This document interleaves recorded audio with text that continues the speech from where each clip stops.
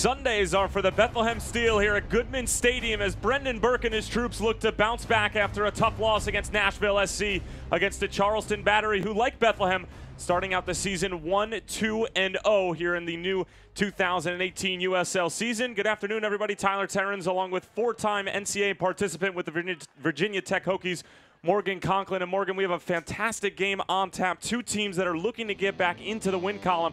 And for the Charleston Battery, they're coming off of a 5-2 drubbing against New York Red Bulls too. But the one bright spot was Tom Nunga. And he really was in the midfield. He started this goal, pressed high in the midfield, was able to win a tackle, which then led to a shot. He was there to follow it up, kept his run going. He's already doubled his goal total from last year. Anunga really holds down that midfield, and they'll look for him today. And for the Bethlehem Steel, they have 9 players who are in the starting 11 from the Philadelphia Union, most in club history, and they're going to be keeping an eye on a big couple of names who have had a lot of success with the Bethlehem Steel, and one in particular is the dancing Corey Burke. And we heard so much about him last year. Always saw him really in that up-high position as a forward. 45 games with them, 13 goals, is the leading scorer, like you said, 40 shots on goal. He's very active when he's up high. He's a big body, and he likes to move around the ball, has good movement, but he's always active. He's always looking, especially when the ball's in the box. He has double-digit appearances with the Reggae Boys, the Jamaican national team. He was actually featured in the last CONCACAF Gold Cup, in which Jamaica fell to the United States in the final, as it's Bethlehem Steel FC and Charleston Battery to duke it out for 3 points or perhaps settle for a point apiece. We'll have all the answers when we come back.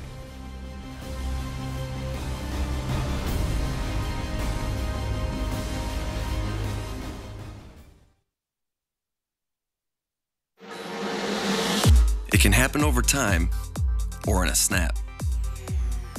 If joint or muscle pain has taken you out of the game, we can identify the root cause of your problem and develop a sport-specific treatment plan to get you moving again. Over 400 medical experts strong, the region's only nationally ranked program. That's Orthopedics in Action at Lehigh Valley Health Network.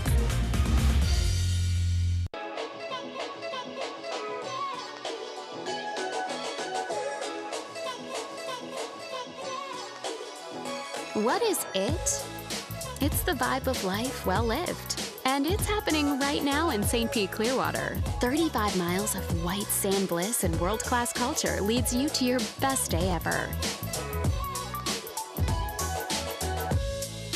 Plan your getaway at visitstpeteclearwater.com.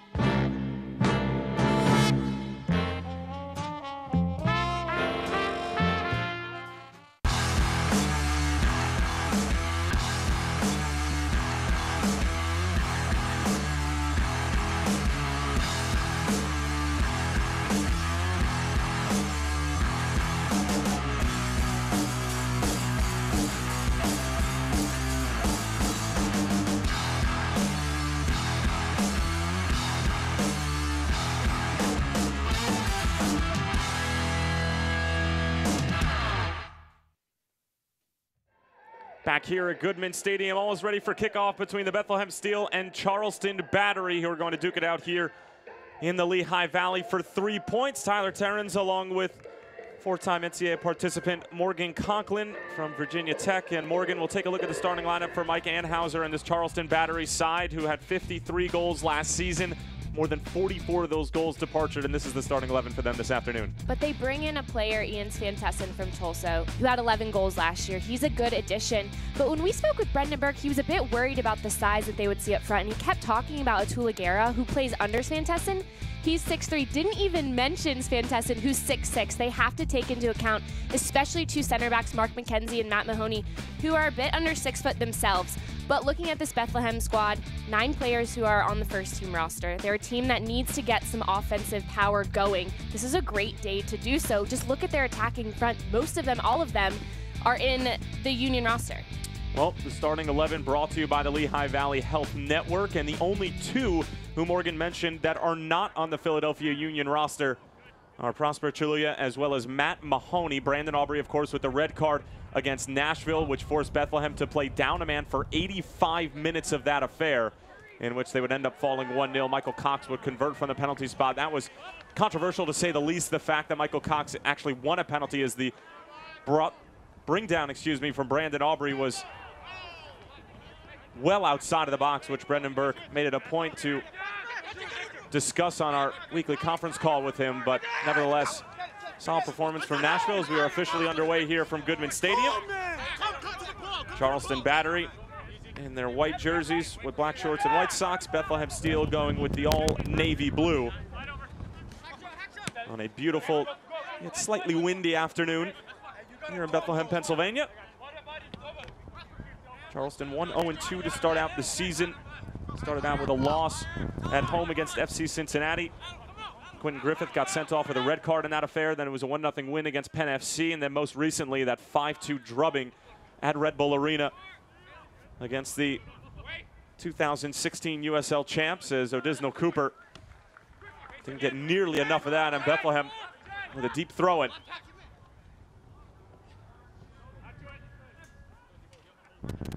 Comes out wide for Epps. Najim just trying to slip it through.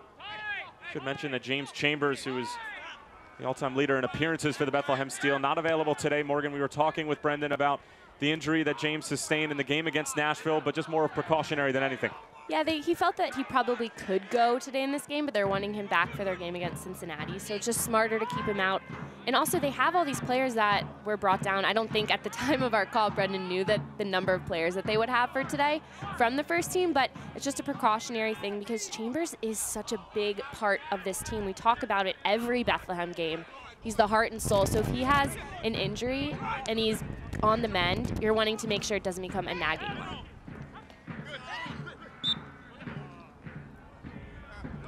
Epps was nipped at from behind and apparently a little too overzealous for the liking of the head referee, Laurent Varga, who's in charge of today's match.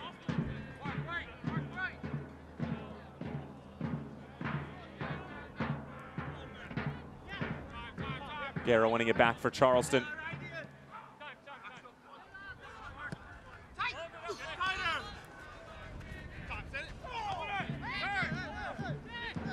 Chaluya was claiming that he got a elbow to the face there from Victor Mansoret. Came over from FC Cincinnati in the offseason. And Morgan, obviously Bethlehem on this second game of a 3-game homestand. But they certainly have their work cut out for them. As Eric Ayuk getting forward from that right back position, normally a winger. But Brendan Burke and his coaching staff really liking him at this outside back position, obviously being able to get forward and use his attacking abilities. But he's been a surprise in terms of his 1v1 defending, as this one is in towards Corey Burke and almost skips all the way across for Marcus Epps. And the fact that you have in Eric Ayuk, who has that attacking just tendencies and mindset in playing outside back, like you said, it comes down to focusing on 1v1 defending, 2v2. He's done a great job, but as a midfielder or attacker, naturally, he wants to go forward more. So it comes down to just decision-making, and that's really what they're working on with him. But I like the fact that you have him there, especially with some of these attacking personalities, the way that he's able to combine with Anthony Fontana, like you saw in the last build-up, just a little 1-2 and then into space. He just has the vision and wants to get forward. And if he has those players in the middle that he can combine with, it makes Ayuk look even better. Eric Ayuk was able to win the corner for Bethlehem. First of the afternoon for either side. Back out for Ayuk. Good ball towards the back post. Header straight up in the air. Taylor Mueller is there, as well as Neville Hackshaw, who comes away with it. Given away. Fontana finding Jones. Corey Burke with his back to goal. He's trying to get it back for his holding central midfielder, Derek Jones. Corey Burke, of course, led the way in 2017 for the Bethlehem Steel with 9 goals, signing a contract with the Philadelphia Union right before the turn of the new year. And as Morgan mentioned during pregame, had an assist on the CJ Sapong goal in the season opener against the New England Revolution, a game in which the Union won 2-0. And actually Anthony Fontana, who's also in the starting 11 for Bethlehem, Scored in his first team debut with the Union.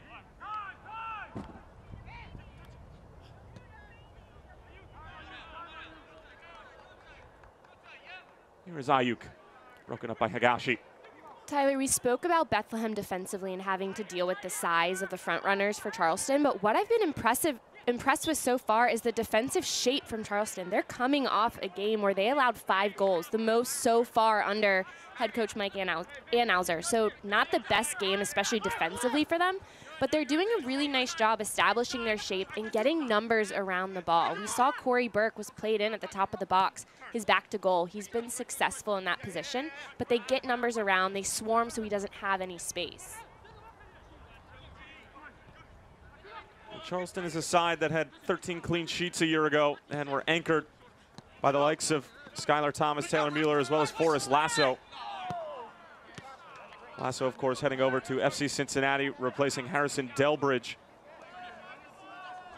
In that center back spot, FC Cincinnati falling in front of more than 25,000 fans at Nipper Stadium to their River City rivals, Louisville City FC, who just continue a magnificent start to 2018. And the reigning champions looking like the normal selves the start of a new season. At this point in the season, Morgan, it's hard to think that any team is going to challenge Louisville City in the Eastern Conference, but it still is extremely early. This one sent over the top, intended for Guerra, but the flag is up. Tyler, going back to your comment, it is early, but I am so impressed with Louisville. I was all last season, and the depth that their roster has. Coach O'Connor likes to keep a smaller roster, but when you look at the players that he has, there's so much depth on such a small roster, and it's impressive. It's always a battle who's going to be in the starting 11, and then the subs come in, and they easily could be starting. It's incredible. Well, so many teams had reloaded, during the offseason, made so many personnel changes, made coaching changes. As Bethlehem on the move here towards the byline, decent ball in, broken up by Hackshaw, and it was an important touch as there was a holding run being made by Marcus Epps at the top of the box. One for Higashi. He'll be able to keep it in play. Running right at Mahoney. Higashi. Good move from Guerra. Looking for delivery, and Mahoney stationed well at the near post.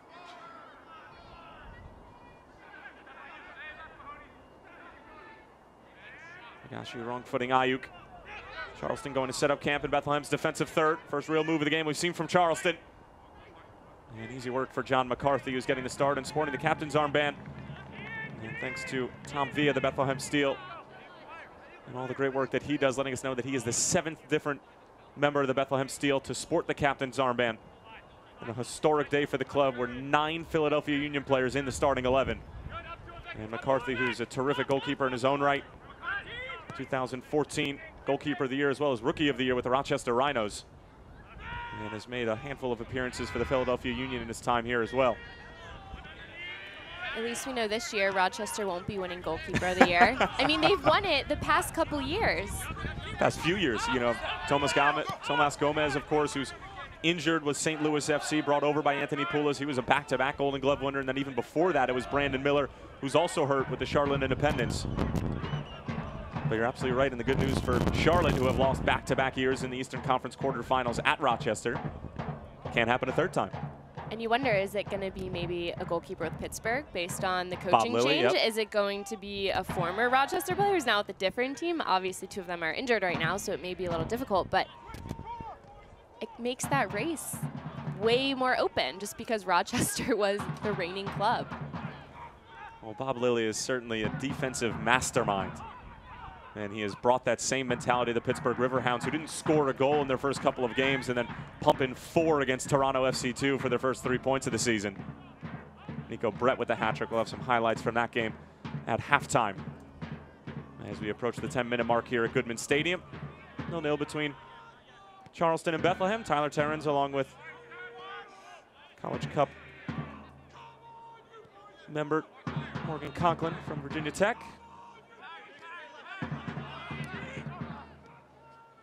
Here's Epps in some space. Nobody is stepping to him. Marcus Epps!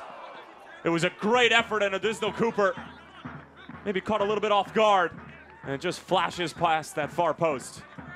Epps giving a thumbs up because it's a beautiful entry ball played centrally. He's able to turn, has acres of space, gets a couple touches in, has enough time to peep his head up.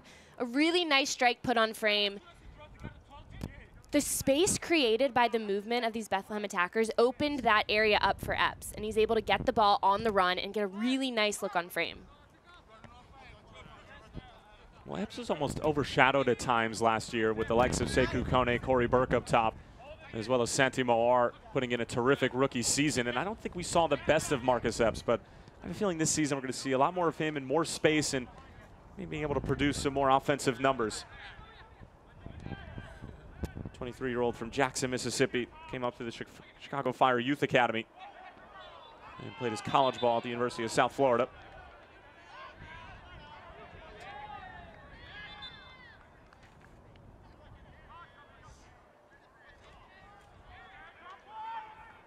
He had 13 appearances with Bethlehem last season. And of course, with the great partnership that Bethlehem has with the Philadelphia Union, sort of at the mercy of what Jim Curtin and the Philadelphia Union need on a day-to-day basis and a week-to-week basis. And this week it asked for 9 players to be in the starting lineup.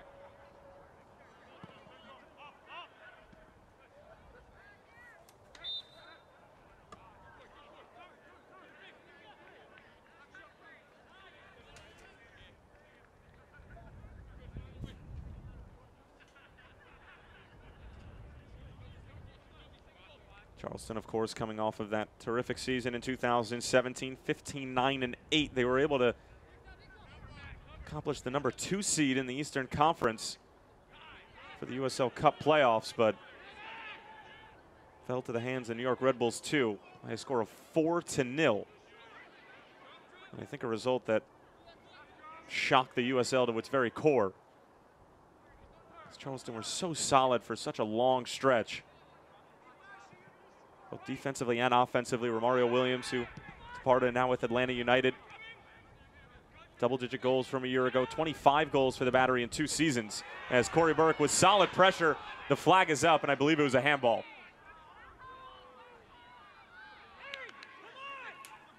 One thing that Burke does well, and I've seen this in a couple of different Bethlehem attackers, especially forwards, looking at last year, Sekou Kone did it as well.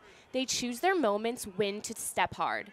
They clear the cutoff space and really use their body to help with the defensive shape. They're the top unit of that. But when they get the moment, when they see the time that they can close the space and get in for a tackle, they do it well.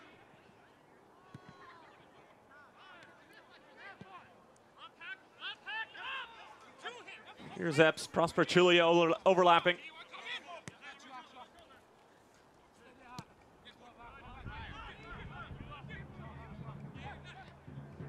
McKenzie in the start along with Matt Mahoney at that center back position. Of course, Brandon Aubrey unavailable, serving his 1-game suspension after a straight red against Nashville SC in the first 5 minutes. And something that Brendan Burke said in our conference call with him earlier in the week, that something that Brandon just needs to learn from. And he wasn't necessarily too upset with the foul because he almost had to be brought down. Michael Cox has said that his players just sort of fell asleep to the speed of Cox, and something that they had discussed leading into the game. But that maybe just because it's so early in the season, and it was so early in that game, that go ahead and let Cox score the goal and just give us an opportunity with 11 men instead of being down for 85 minutes playing with 10.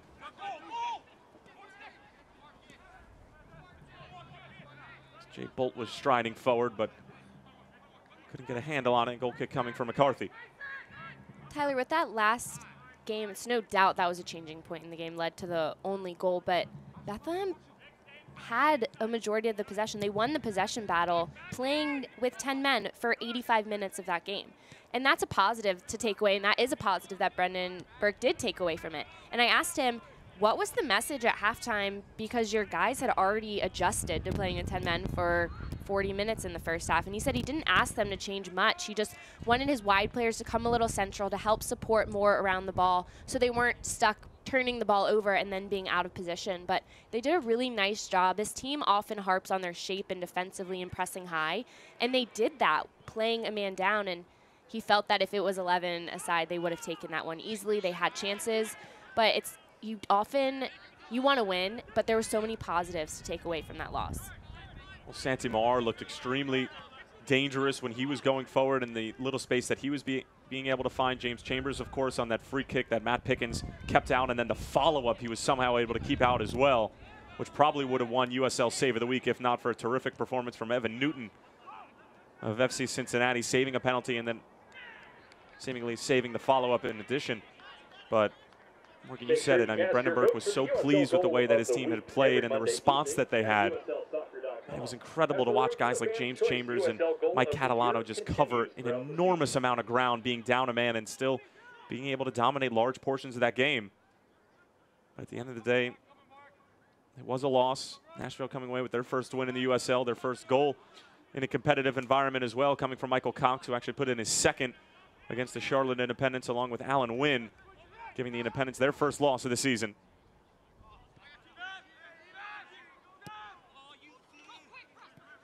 And a poor giveaway there from Charleston.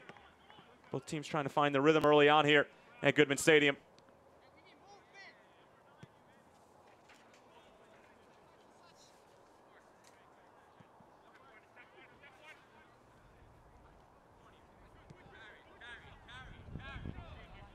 Mark McKenzie.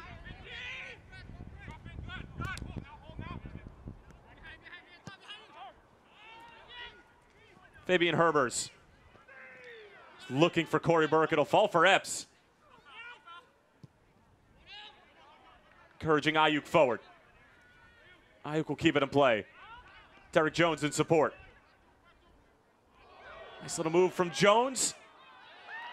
Trying to stay on his feet. Somehow gets it over to Herbers. And Herbers' shot blocked in front by Mueller.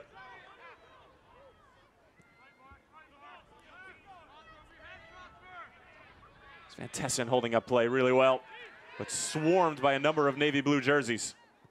That's a fantastic job defensively for Matt Mahoney, not allowing Van Tessen to turn and face. He held him where he was, stood his ground.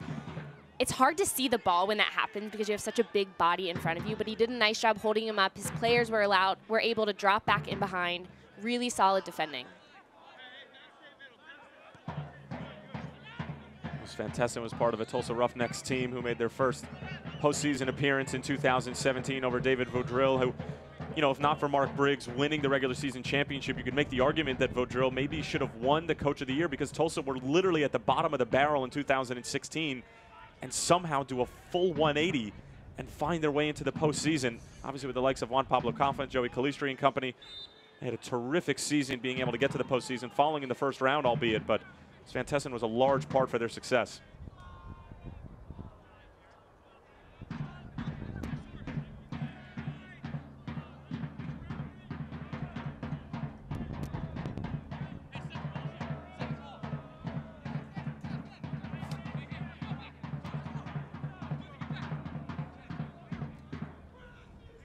Van Schaik on top of the free kick for Bethlehem, or excuse me, Charleston that is.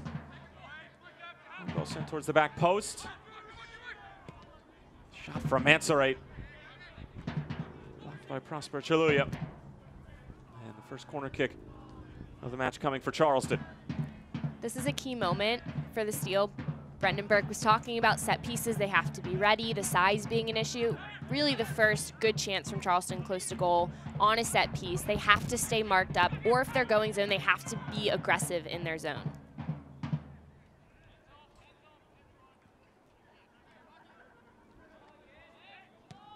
Van Schaik again, it'll be an in-swinger.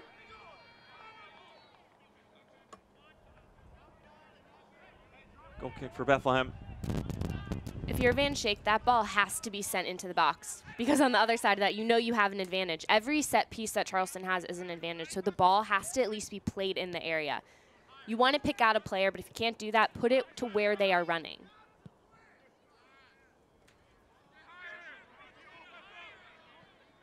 Ayuk looking to link up with Herbers.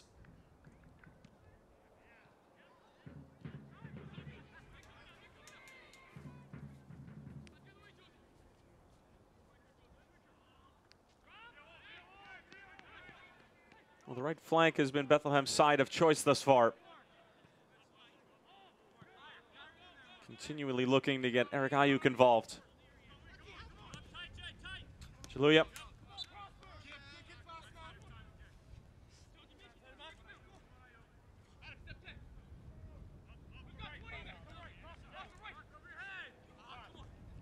Well, after a disappointing result against Nashville last week, Brandenburg's side looking to take advantage of this 3-game homestand. But there's some quality opponents who are coming through Goodman.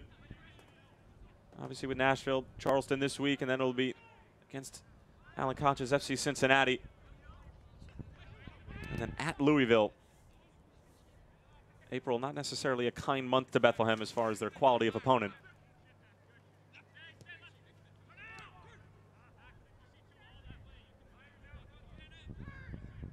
Seeing Adam Najim in a more decreased offensive role.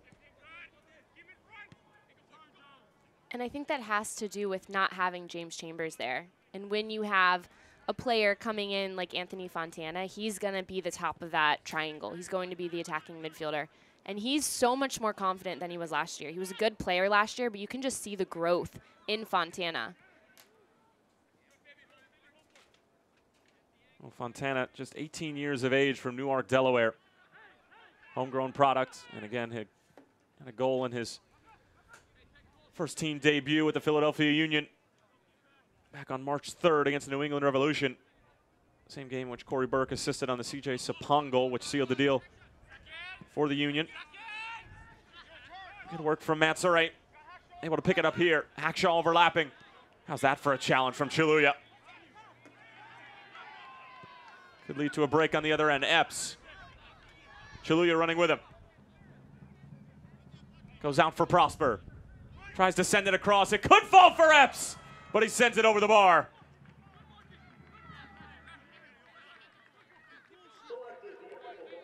Prosper Chaluya gets in on a tackle and then gets into the attack, keeps his run going. A nice ball sprayed wide. He cuts it back exactly into the run of Epps. It's a beautifully placed ball in between the defenders. Epps is aggressive, gets there, just hits it too low. It pops over the bar. If that ball falls to Epps' feet once more, it's going to find that far post. That's a beautiful ball played across. Well, he's had two very, very good chances in the opening 22.5 minutes. Went for that curler in the opening 5 minutes that just flashed wide that probably would have had Odisno Cooper beat. And that opportunity right there going by the wayside. Here's Corey Burke. Cooper off of his line. Corey Burke! Oh, and it just trickles wide.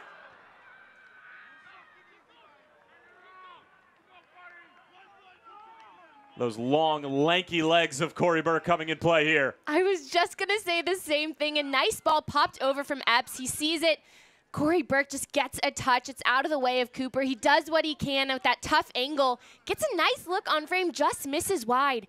But that's what Corey Burke can do. You think he's not going to get a touch, and then he's able to stretch and just get enough on it so Cooper can't get there. And Cooper has to be careful because he can't take Burke down, or that would be a penalty kick.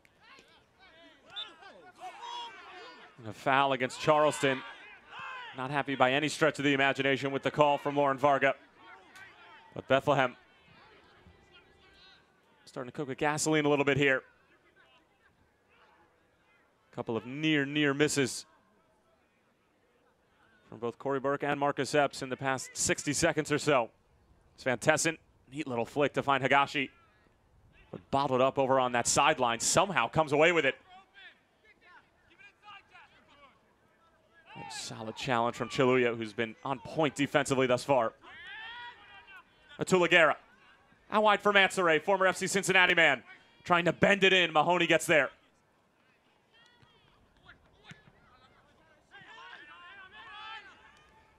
Corey Burke tracking back. But Charleston with good composure to keep it. And it'll actually be brought back. It'll be a foul against Corey Burke.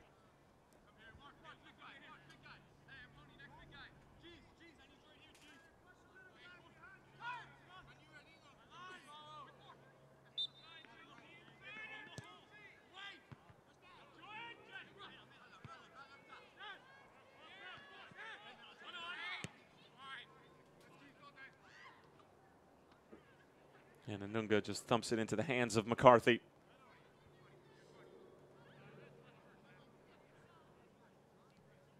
Neither keeper has really been called into action just yet. chances that Bethlehem have had. Cooper hasn't had an opportunity to make the save. And the same could be said for McCarthy as well.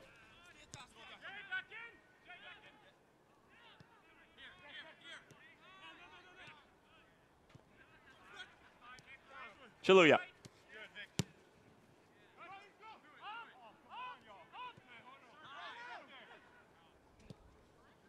Adam Najim. Well played by Jay Bolt. Mansoray with a shifty move. Working on Derek Jones. Yeah, it's a bit unnecessary there from Jones, who offers a helping hand to Mansoray.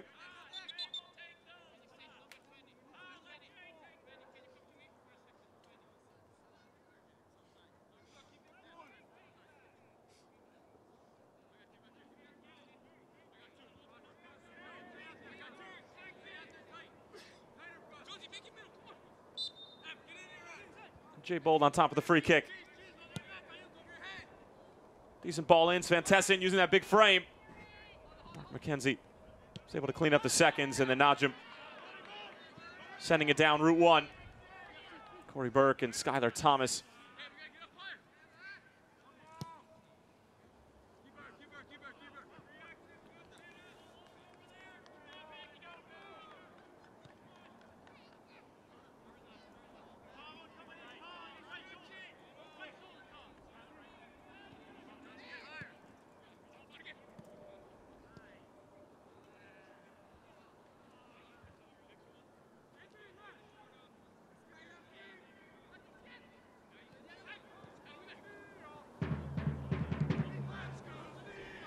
Svantesson.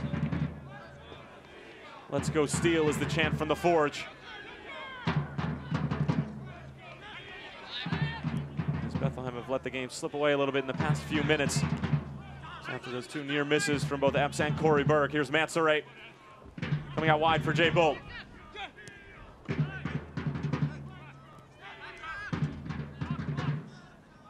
Nabil Hackshaw.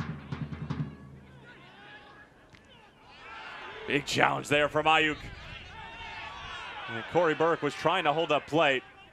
Certainly a matchup we'll keep an eye on between Skylar Thomas and Corey Burke.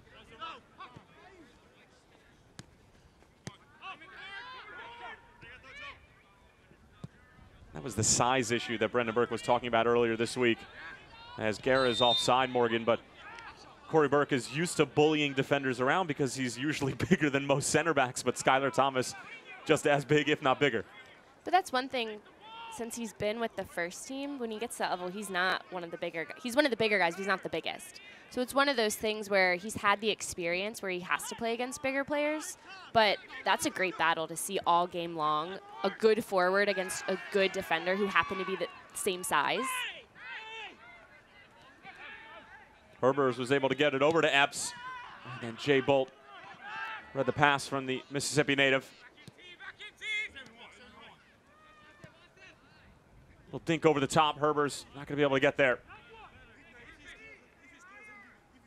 One of the things that makes Bethlehem difficult to defend is the movement, and I spoke about it in the open with Corey Burke. They do a good job finding this space, getting runners in, but it's been a bit disjointed and unorganized, and the touches haven't been completely clean, so the ball's just a touch off. But you see Herbers, who's been on the right side, come all the way over to the left.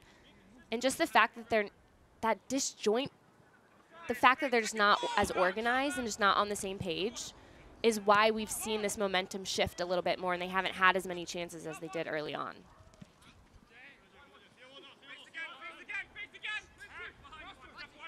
Again, 9 players from the Philadelphia Union in the starting lineup for the Bethlehem Steel, and that might be a byproduct of the disjointedness that you're talking about, Morgan. Najim, long for Ayuk. Ayuk working on Van Shake, and it will be a corner for the home side.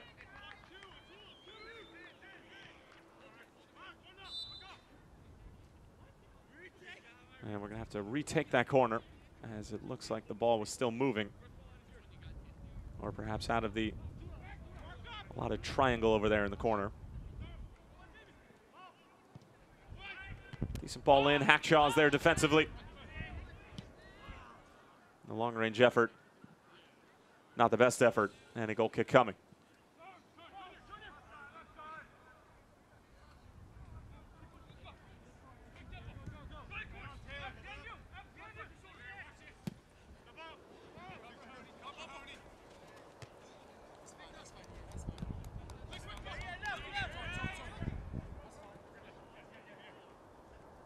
More than a half hour played here at Goodman Stadium. 0-0 between these two Eastern Conference sides. We're looking to bounce back after losses in week 3. Tyler Terrens along with Morgan Conklin. Glad to have you with us here. Got a couple of near misses from Corey Burke and Marcus Epps. Charleston haven't really had a full chance to speak of.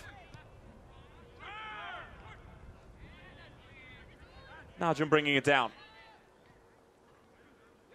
Good 1-2 touch football here from Bethlehem. Fabian Herbers taken down from behind. No call from the referee, Lauren Varga. And Herbers can't believe it over there on the far touchline. Ayuk with a spilling header. Derek Jones. Back for Herbers. German back for Ayuk. Decent ball in, but right into the hands of Cooper. Eric Ayuk has been strong on that right side getting forward because he's able to create with Herders, and it's a good option because Bethlehem is better off when they have numbers going forward and the ball's not played to Herbers and he's stuck out wide by himself. If he can combine with Ayuk on that right flank, they can get runners central, pop the ball back to the middle if needed. But that's when they're better off, when they get the outside backs involved to have more numbers rather than just a long ball and leaving one player to fend for himself.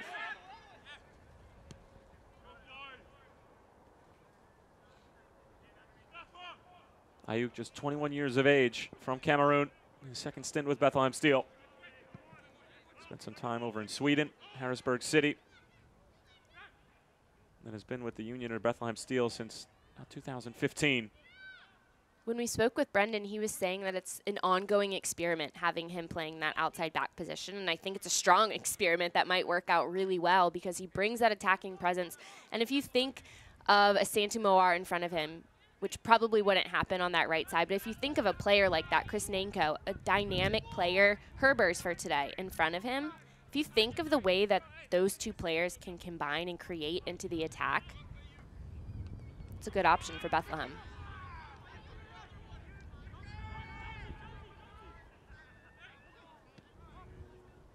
Well, they pumped 4 goals in against Richmond in the season opener. Brandon Allen with 2 goals, Jones and Ayuk with the other tallies, but have not scored since. A shutout at Tampa Bay at Al Lang. And then that 1-0 loss here at Goodman against Nashville.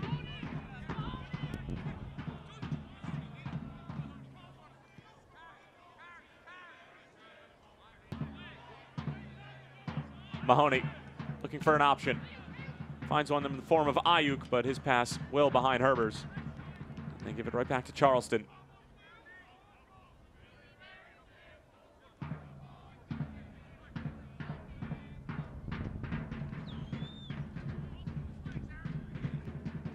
Van Tessen.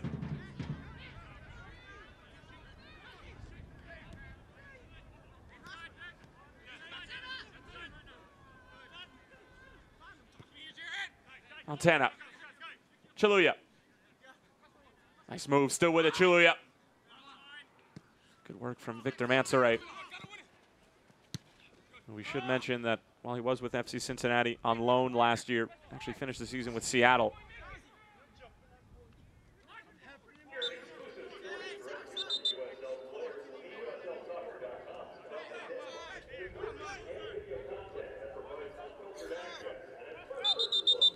It's a professional game and players' everyday lives.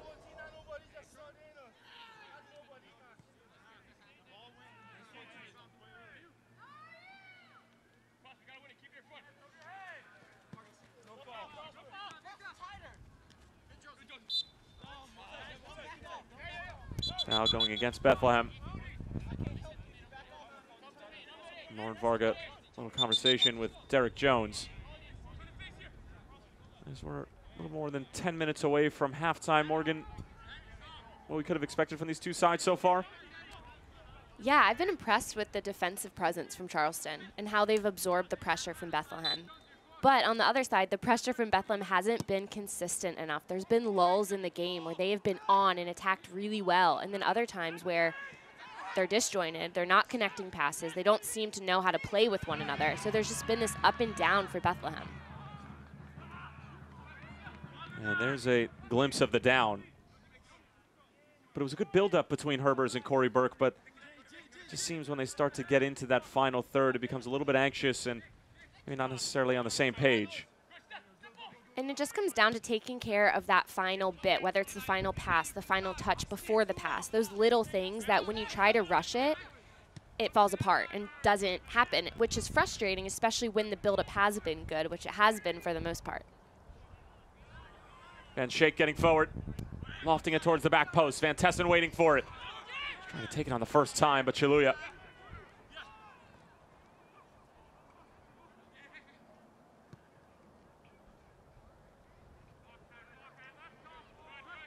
You mentioned the final piece still eluding Bethlehem, and we should remind everybody that it is only week 4 and that fine-tuning the final third and getting those final passes right, something that usually comes a little bit further along in the season. But this is a team who has struggled offensively in the past 2 games. Well, and it's something that happens as the season goes on for most teams, but with Bethlehem, they have a different lineup, a different game day roster. Between the Union, the Steel players, the Academy players, they have a different look every single game. So sometimes it takes them a little bit longer. Yes, they're all playing in the same system, the same style, but with different personnel, it takes a little bit longer. Well, there was a little scuffle here between Fontana and Neville Hackshaw.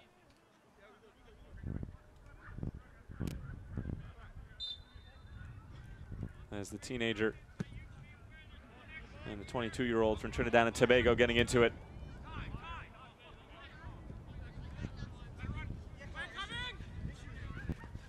Corey Burke.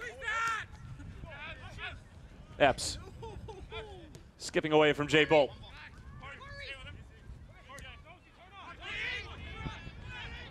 Derek Jones. Switching the point of attack, finding Ayuk, but his first touch lets him down. Same goes for Hagashi.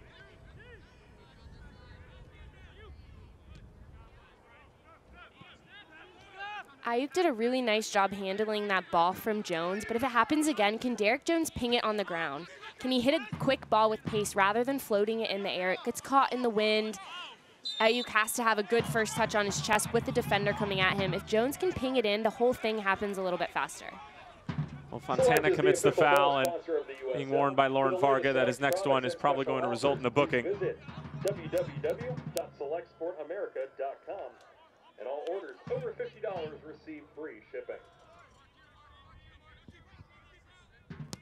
Jay Bolt gets McCarthy off his line.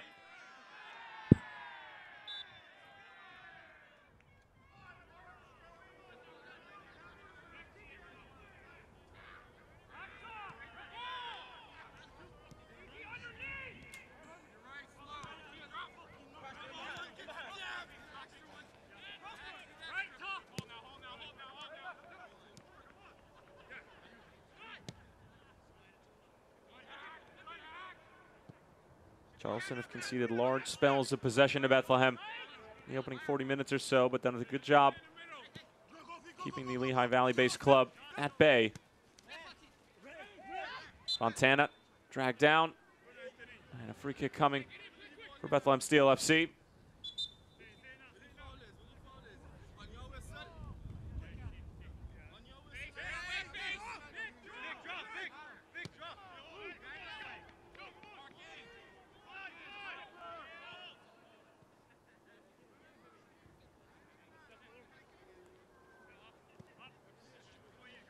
Mark McKenzie. Najim.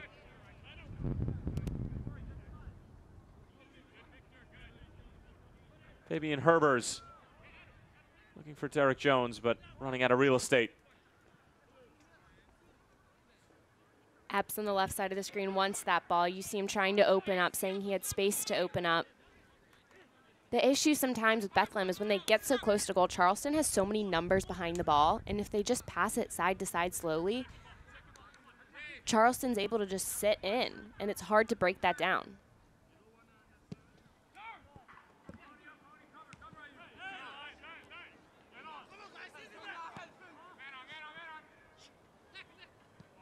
Well, Charleston were stout defensively in their first 2 games, just conceding 1 goal to FC Cincinnati. It was a loss in their season opener, but then a clean sheet and 3 points against FC Penn, or Penn FC rather, formerly known as the Harrisburg City Islanders. Victor Mansoray, McCarthy is caught off of his line. The shot from Gary McCarthy, able to keep it out. Sloppy play at the back from Bethlehem, but John McCarthy able to make sure Bethlehem come away unscathed. I talked about the final bit, which is decision-making, and this is another letdown on decision-making. A poor pass back from Mahoney. It forces McCarthy off his line to get in for a tackle, but he does a great job getting back central to his goal and getting a touch on that. If the ball is played back to a keeper, it has to be a simple ball, especially if there's players around him, attackers around him coming at him. It has to be a simple ball so he can clear it. Would have been a really cheap goal to give up if you're Brendan Burke. Fair play to John McCarthy. Van Shake again. Free header at the back post, and it's in for Charleston. Skylar Thomas getting the goal for the Battery, who have a 1-0 lead here at Goodman Stadium. Charleston Battery, goal scored by number 3, Skylar Thomas. Goal scored in the 42nd minute.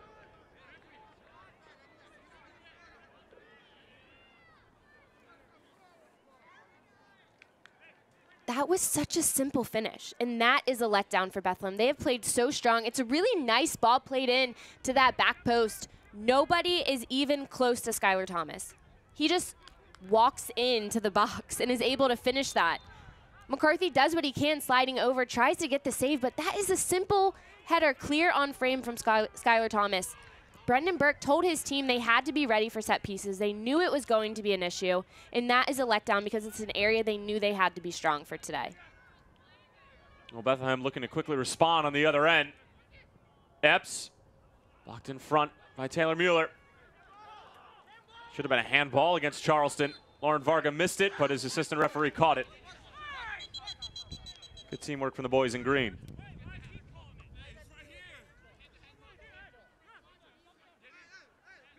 Skylar Thomas with his first goal of the season. Van Shake with the assist. And it's very much been a Charleston Battery performance on the road. Stout defensively. There's more pushing and shoving going on between these two Eastern Conference foes. Victor Mansoray, Corey Burke, not too fond of each other at the moment.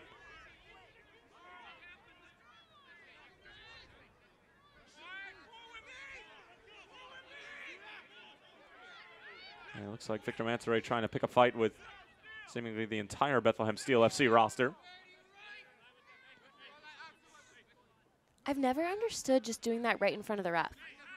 I know he's not going to just throw out a card for anything, but if you're going to argue, maybe do it somewhere else so he doesn't hear anything, so he doesn't have that in the back of his mind next time a foul happens.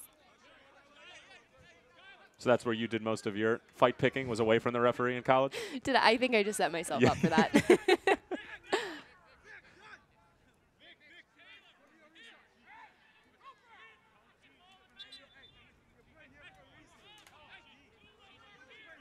Work to do for Charleston here as we approach halftime. Disno Cooper getting the wall set up.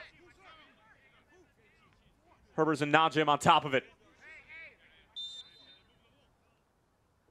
It'll be Fabian Herbers straight into the wall and thump the other way.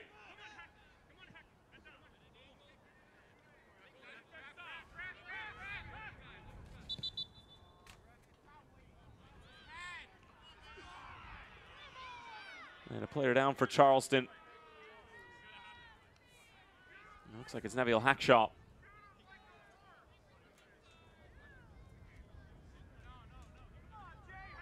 Wasn't sure whether it was Hackshaw who caught the shot from Fabian Herbers off the free kick.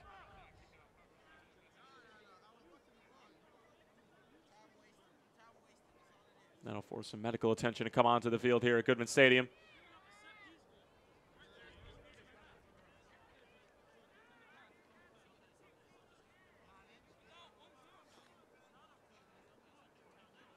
Well, Skylar Thomas went the entire 2017 season without a goal, but able to connect here in week 4 and give Charleston a 1-0 lead on the road.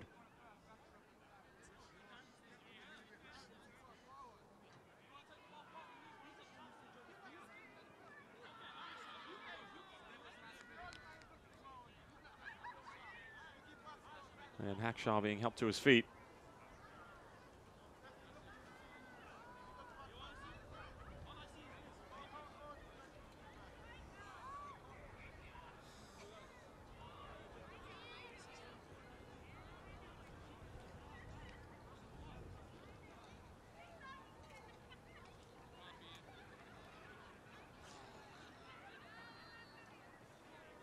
And it looks to be some sort of head injury for Hackshaw.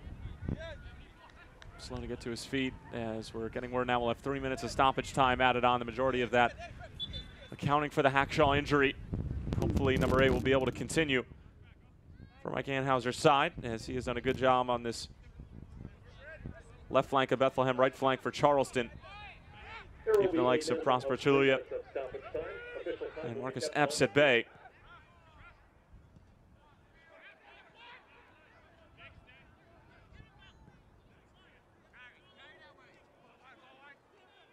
Mark McKenzie.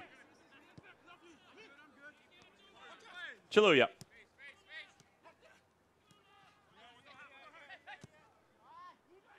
Epps just looping it in, giving Charleston some problems. Corey Burke able to get it out wide for Herbers.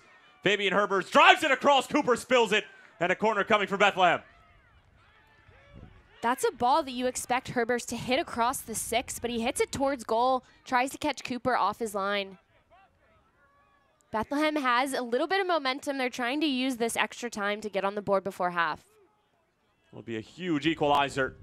It would really shift the momentum back in favor of Bethlehem. Low corner. Contact in the box, no call. Herbers is sending it back in. And Skylar Thomas able to clear it away.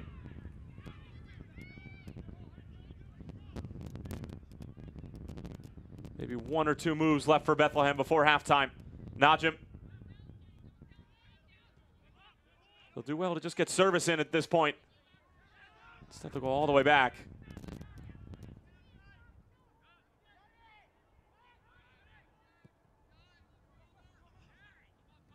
McCarthy, great distribution. Finding Epps in stride. Keeps it in play and forces Jay Bolt to send it out of play.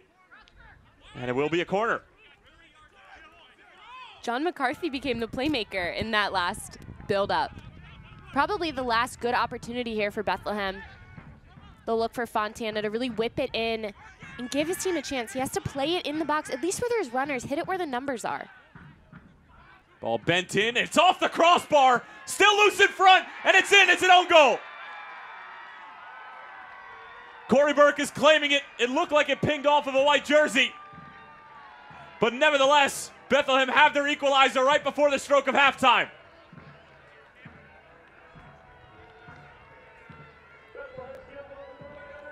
That is exactly what this team needed. It could not have happened at a better time. Wasn't the best ball in from Fontana, but the way that it hits off the bar, it bounces back.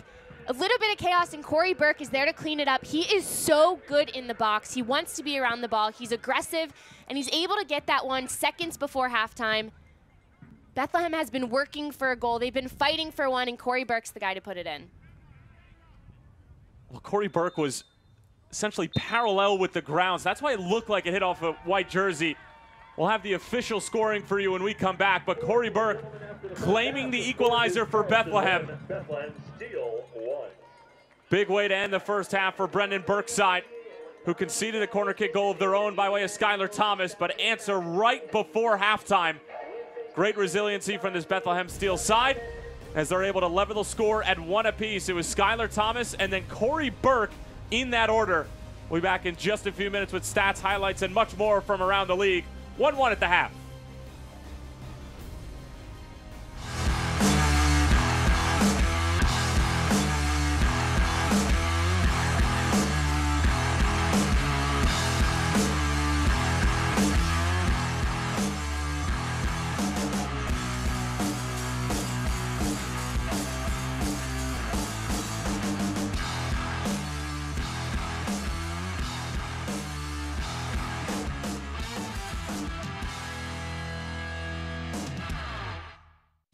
Union fans, Dunkin' Donuts has the perfect assist for DD Perks members this season. Score medium hot or iced coffee for $1 the day of every Union home game when you use on-the-go mobile ordering in the Dunkin' app. Order ahead, skip the wait in store, and go. Enroll in DD Perks today and order your next Dunkin' run on the go. Dunkin' Donuts, the official coffee of the Philadelphia Union. The Union runs on Dunkin'.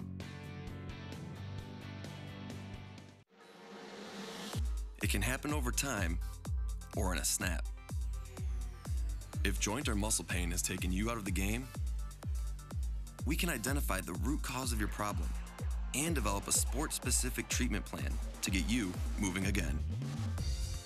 Over 400 medical experts strong, the region's only nationally ranked program. That's Orthopedics in Action at Lehigh Valley Health Network.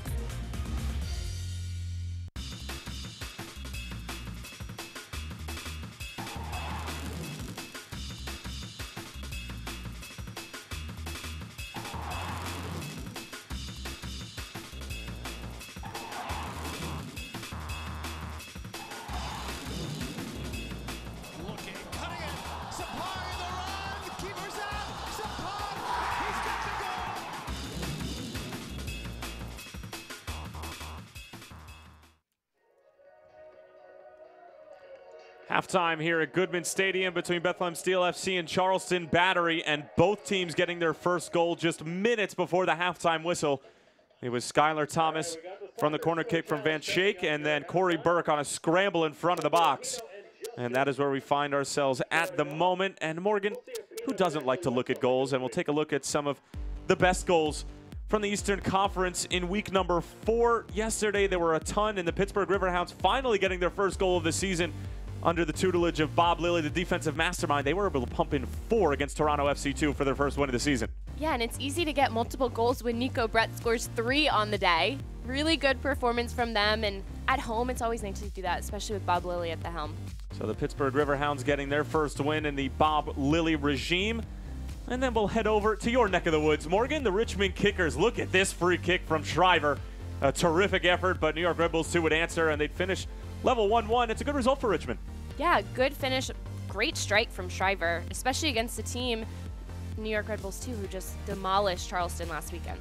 And then we'll head to Nippert Stadium in the River City Cup as Cameron Lancaster, how about that for a finish, coming against the grain, and it would finish 1-0 in favor of Louisville City FC. And then 2 former NASL rivals now duking it out in the United Soccer League, and it's Tyler Pasher getting the goal for Indy 11. That would finish 1-0, and then the Tampa Bay Rowdies, a 5-0 rout of Ottawa.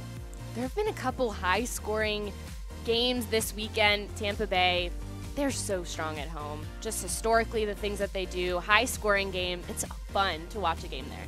Fernandez, who has been absolutely outstanding for Stu Campbell's side in the opening stage of this 2018 season, and Nikola Popovic has some work to do up in Canada with his side right now.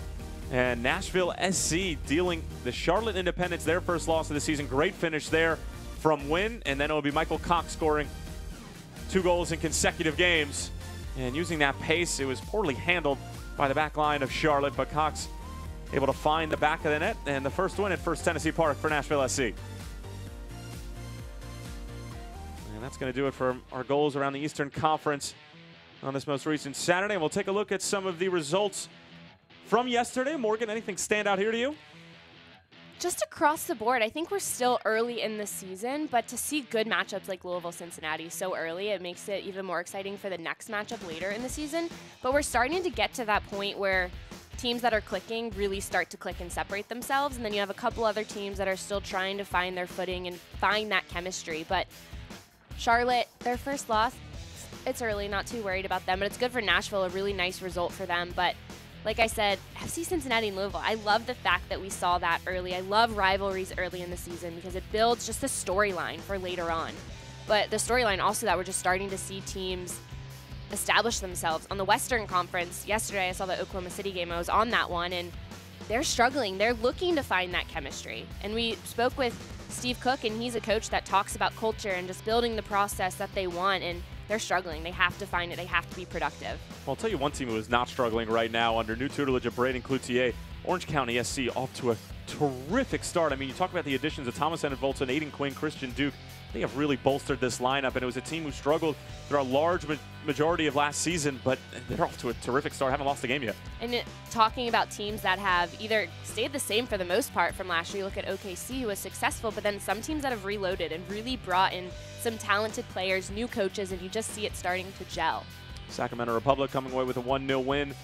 Phoenix Rising FC and Real Monarchs finished 1-0. Sebastian Velasquez getting a huge goal on the road and giving 3 points for the Monarchs. But we'll step aside for a few moments. Jake Edwards interview, round number 4 coming up. Hi, we're being joined today by Jake Edwards, president of the USL. Just getting ready to kick off an exciting 2018 season. Jake, thank you very much for joining us today. Great, my pleasure. You know, we're getting ready to kick off the 2018 USL season, but this year has also been very crucial for the successful launch of USL Division 3. Talk to us about, you know, the league and kind of the steps that are taking place to get ready to kick a ball with them next year. Yeah, that's a great deal of work that's gone into that so far. It's been a 2-year project, and we're kicking off in 19. Very excited. It's a significantly important step that we're taking here because there needs to be more professional soccer. There are a significant number of communities and fans that don't have access to a professional team of their own. And there's an opportunity there to go into these communities. We want professional soccer clubs that are going to be here for many years to come, and we'll follow the same model with the right ownership, with the right venue, and with you know, great professional players. Now between the 2 professional divisions, and also with our pre-professional league, our PDL, our Elite Amateur Under 23 league. Now with the 3 properties, you'll actually see more integration of these leagues. Division 3 is going to have a huge impact on the growth of the sport. What does Jake, as president, think about when you're looking ahead for the next decade? What are some initiatives that you kind of see on the horizon? We set a long-term strategic plan out that took us through 2020. Some of those projects are going to carry on beyond that. There'll be some more expansion into the USL for Division 3. It's the continuation of our soccer-specific stadium push to get all of our teams playing in those venues. Again, continue to focus on the competition level, continue to attract quality players and world-class stars into the league, and coaches as well. You know, a large part of what we're going to be focusing now is on the commercial growth and the media growth of the league, as we've built significant interest and significant quality, and there's a lot of people that want the content now, and so we're going to be unveiling a lot of new partners over the coming 12 to 24 months. So there's a big area of focus there for the league, and ultimately the fans. You know, keep servicing the fans, keep engaging with the fans, keep giving the fans you know, more and more great professional soccer for them to come out and support.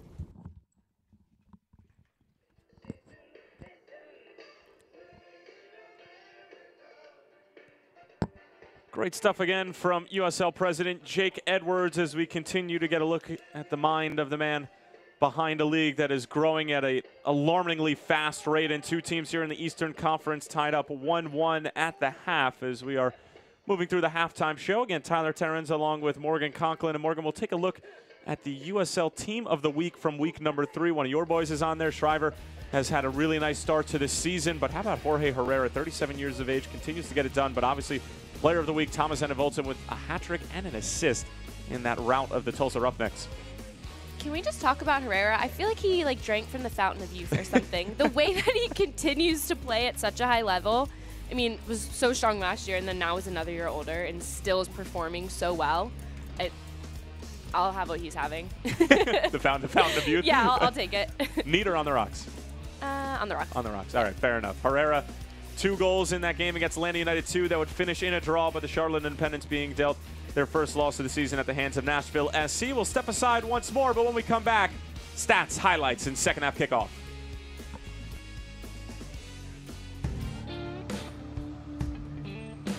The heat will wear you out real quick. And we've been through some hot ones. It's very physical. You gotta take care of your body and stay hydrated because every moment matters. That's why I drink Advocare Hydrate. I've got a job to do.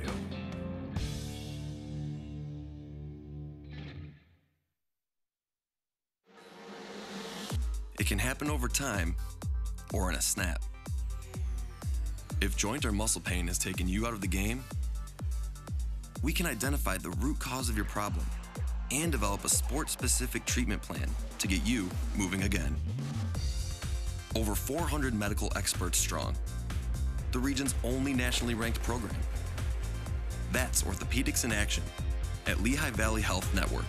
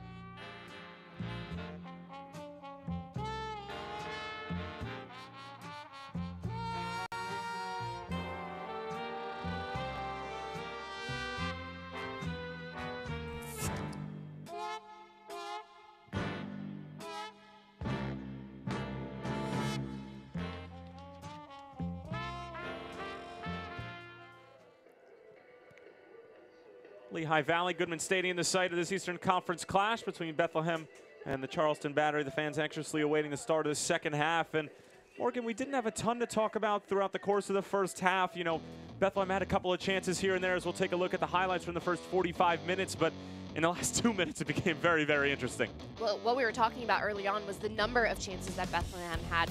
Going forward, Marcus Epps had acres of space, but I love this entry ball played in from Mark McKenzie. It's whipped into space. He's able to turn and then go at Charleston. Nobody steps, so he gets a good look on frame.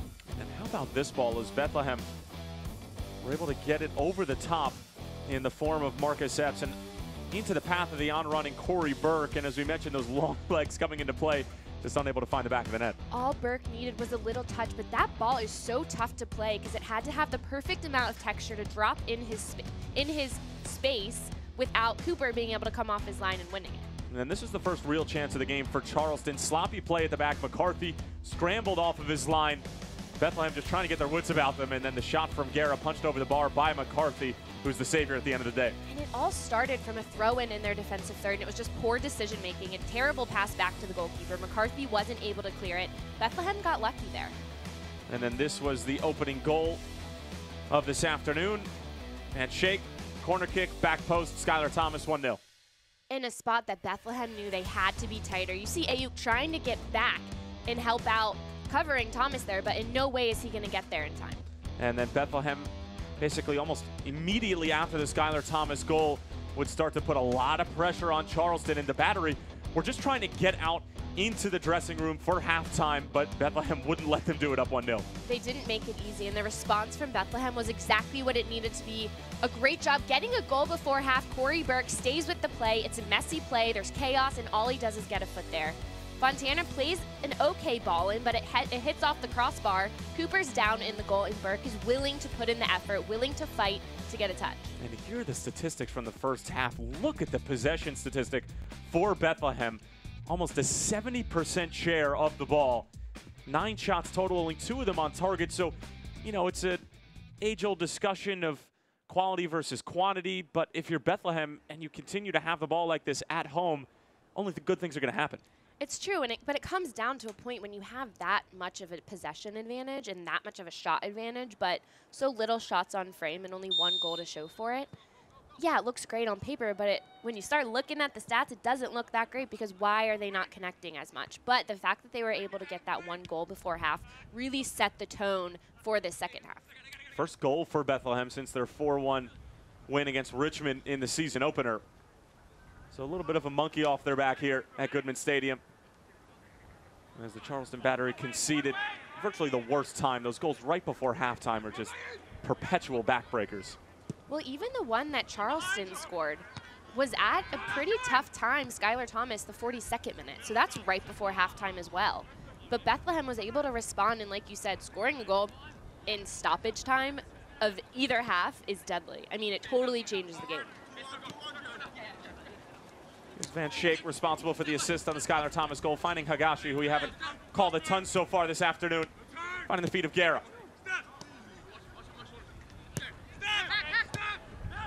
Hackshaw gives it away right to the foot of Adam Najim, but Najim trips over the ball and rolled his ankle.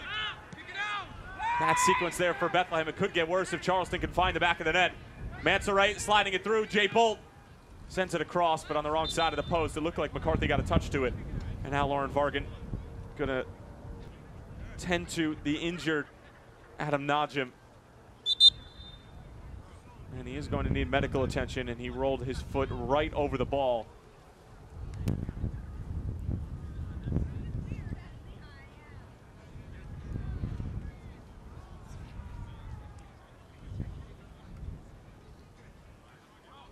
That is so frustrating for Najim because it's just one of those where he has so much space and he sees it, and sometimes you just get your feet caught under you or on the ball, and that's so frustrating.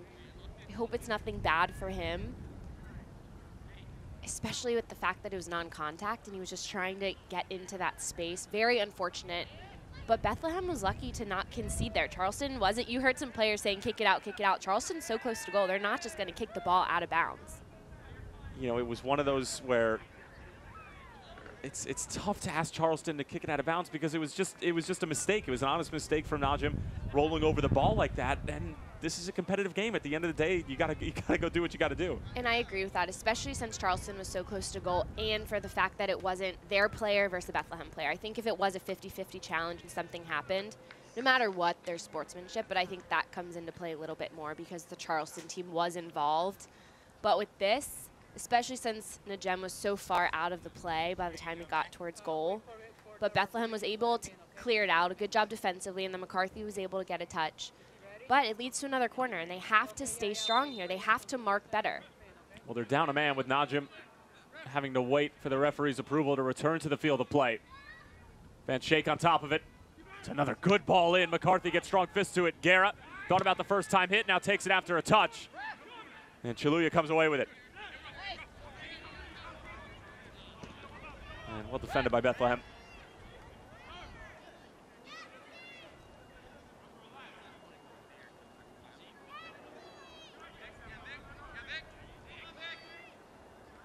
And Najim, as you can see there, in the middle of your screen, back on the field, right next to number 25 of Charleston, Taro Higashi.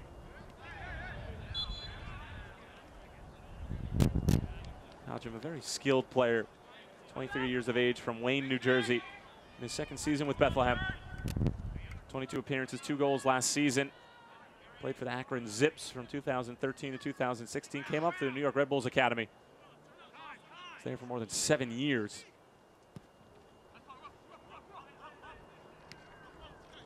Corey Burke. On Van Schaik, good defending. From the 29-year-old out of Portland, Oregon. Mahoney, Herbers letting it run through. It's a good idea just to try to get that touch over to Fontana, but he was making a vertical run. It was a really nice idea. The ball was past Herbert, so that's all he could get to it. But by the time it was past him, it then was past Fontana as he had continued his run as well.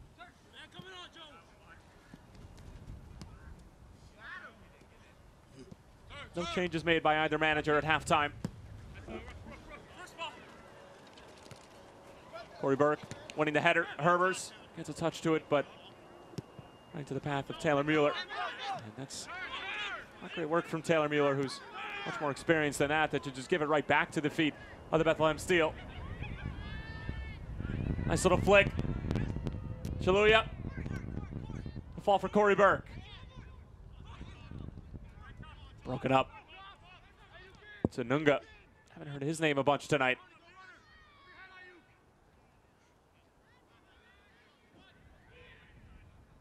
Is it tonight yet? 4:15? Close. Close enough. Giving me the benefit of the doubt. Yeah, I'll give it to you. Comes over for Higashi. Van Schaik overlapping. Goes his way. Ayuk does just enough to make sure Van Schaik can't get the delivery off, and a goal kick coming from McCarthy. Eric Ayuk is active. I think right now that's the word I would use to describe him. He is getting up and back into the attack, dropping back defensively, because Charleston on that last sequence, they were going on the break. They had the ball in transition. Bethlehem had numbers forward. Their 3 central midfielders were up high in the attack, and Bethlehem had to work back, and Eric Ayuk is putting in the work today. You're a former outside back. You can appreciate the amount of fitness that it requires to play that position. You know, a lot of people will talk about the fitness required of a central midfielder, you know, going box to box, but I make the argument that outside backs are doing equal, if not more work, you know, because they're going from, you know, byline to byline. If you're defending delivery on one end and then trying to get a cross off on the other. And central midfielders do a lot of work in the middle, but as an outside back, there's not as many bodies on that side, so you have more ground to cover because there's not as many players that can help you defend in that area. But that's another reason why I've been extremely impressed with Ayuk, is because he's normally in a midfield role and more of an attacking role. He hasn't had to get up and back as much as he's been asked to the past couple games or so far this season. So that's another reason why I've been very impressed, is because he's willing to do the work and he is doing it. Here he is again, having to deal with this bouncing ball with Higashi looming in the area.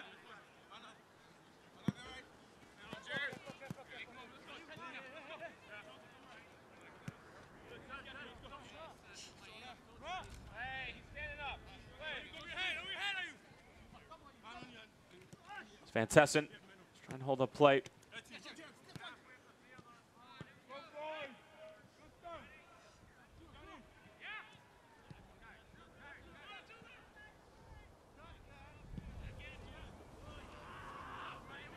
And McKenzie unable to keep it in play. Brendan Burke getting his first touch of the game over on the touchline.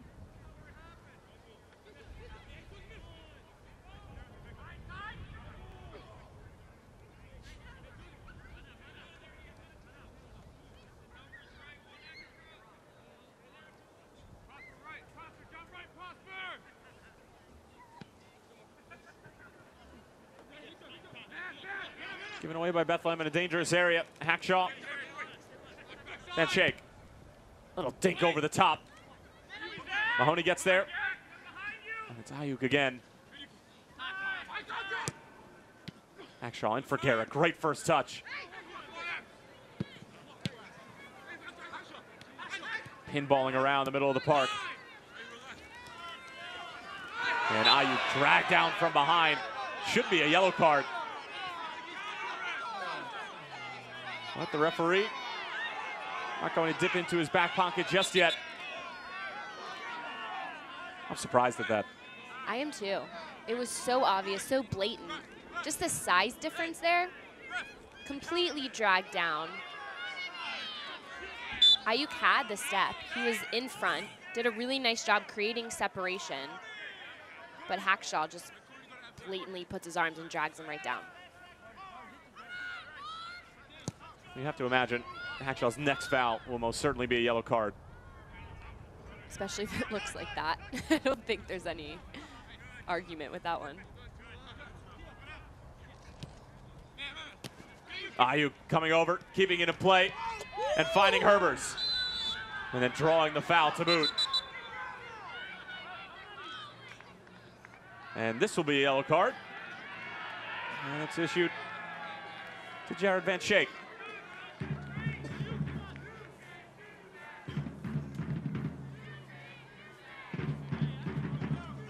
Eric Ayuk does not shy away from a tackle. He gets low on the ground to get the tackle, is back up, looks to play, and then is just completely taken down from Van Schaik. I mean, Van Schaik doesn't even try to play the ball, completely plays the man. But he created a really good opportunity here for Bethlehem. If this ball can be whipped in, if Herbers can send one in behind the back line where they are now, you have big bodies. Corey Burke's going to look to run on. We'll play it short. Najim. Back for Herbers. Trying to adjust the angle here. And not the best ball from Fabian Herbers on his off left foot.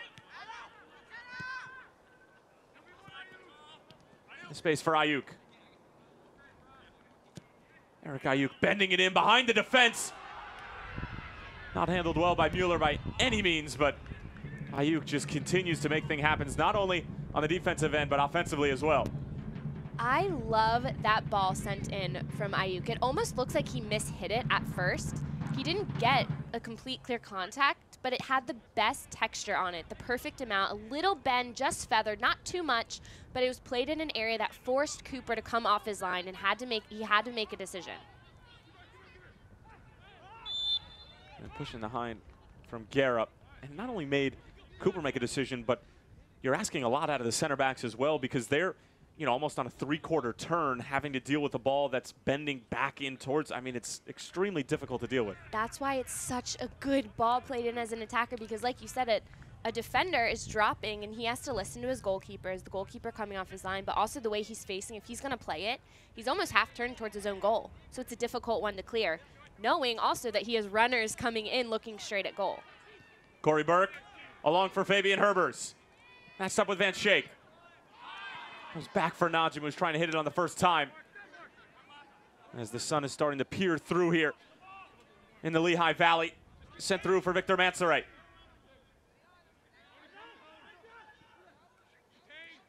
Guerra. Sven Tessen gets a touch to it. And it flies wide.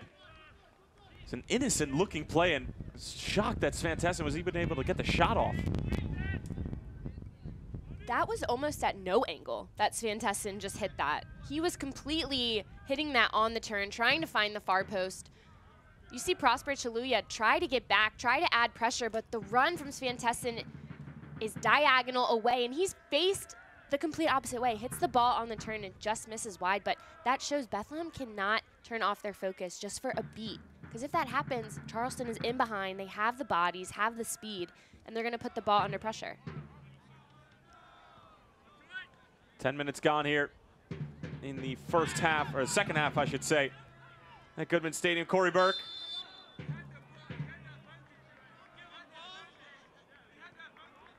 And more defending to do for Charleston.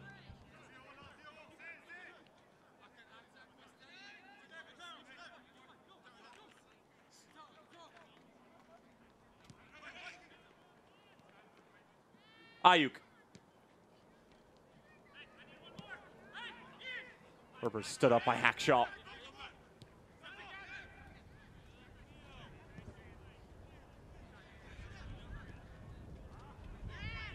Fontana.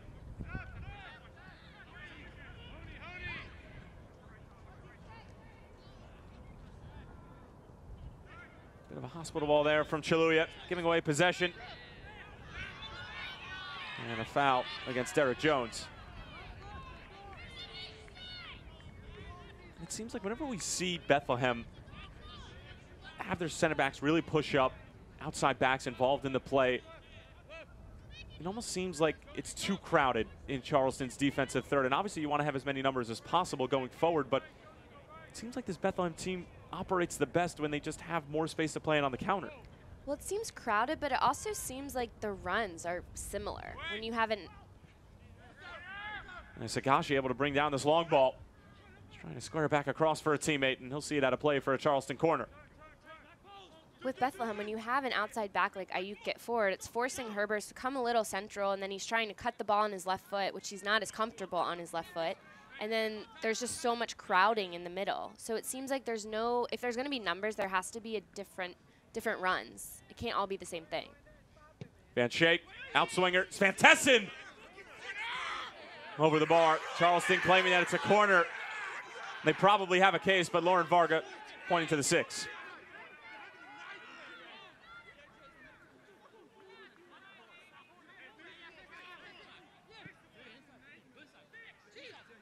Sven Tessen just getting to the ball first. He gets to that near post and he hits it with the right foot, which is a difficult thing to do, but it gives him a better angle going at goal, and he didn't miss by much.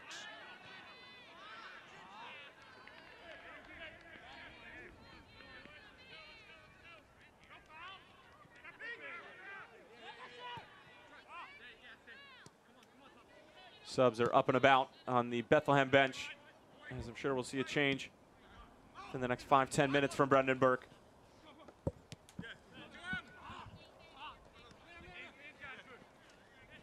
Word from Najim.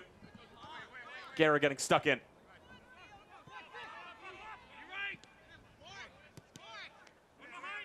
Well done for McKenzie until he gave it away. Could spark a counter on the other end. Victor Mansoret using his frame. But Prosper Chaluya stationed extremely well using that low center of gravity. Thought for sure that Chaluya was just going to bounce off of Victor Mansoret, but he held his ground.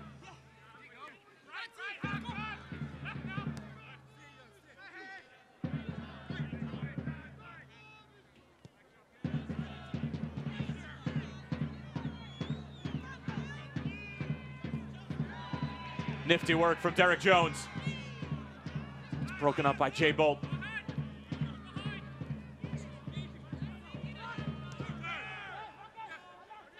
Fontana. Good ball for Epps. It's behind Corey Burke.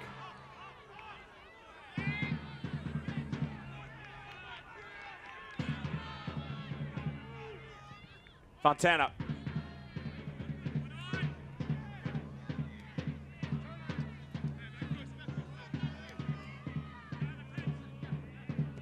Herbers trying to bend it towards the back post, but going out of play.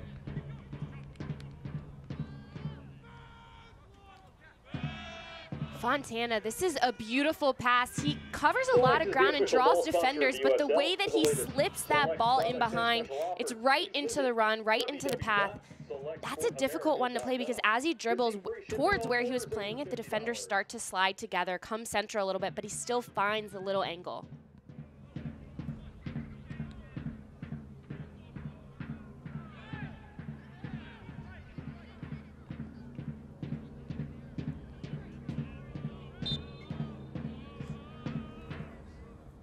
And ladies and gentlemen, a friendly reminder that this is the last call for beer.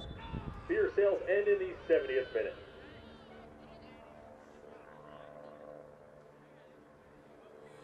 Wasn't sure whether the boos were for the call from the referee or for the last call for alcohol here at Goodman Stadium. I think it's the latter. It sounded Probably, like right? it sounded like it was timed with when he made that announcement. Now, does the Fountain of Youth count for that last call? No. No? I don't know. I have to ask Herrera where he found it.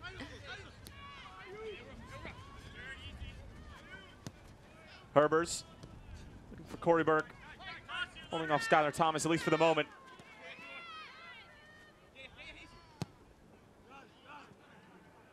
And you can see what Burke was trying to do, but difficult ball with his left foot, trying to spray it all the way across the field. It was a good start, but then he just did too much. He did a nice job of getting a touch onto Thomas, so he gets him off balance. Burke's able to collect the ball, but then rather than just playing out, he kept dribbling. And with each dribble, he still had an option to pass, but chose to go with that long ball, and by that point, it's not on. Najim, decent ball. Cooper off of his line. And Cooper just having to clear it away with Corey Burke knocking on the door. And we're getting word now that Santi Moar, runner-up for Rookie of the Year in 2017, is going to come on and replace Fabian Herbers.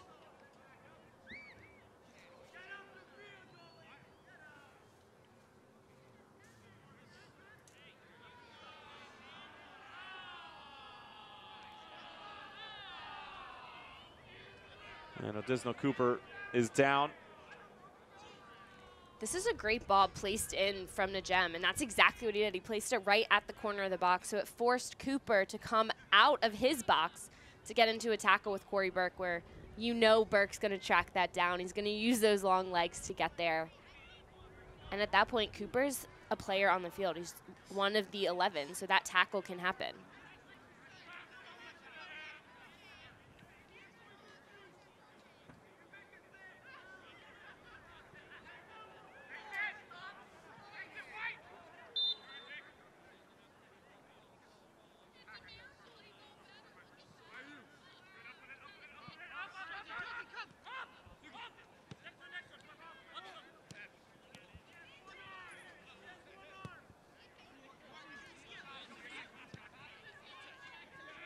Chaluya.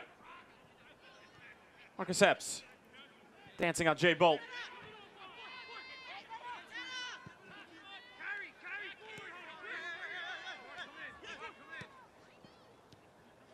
Burke with a nice little first touch. Creating just enough space. Intended for Najim, but gives it away.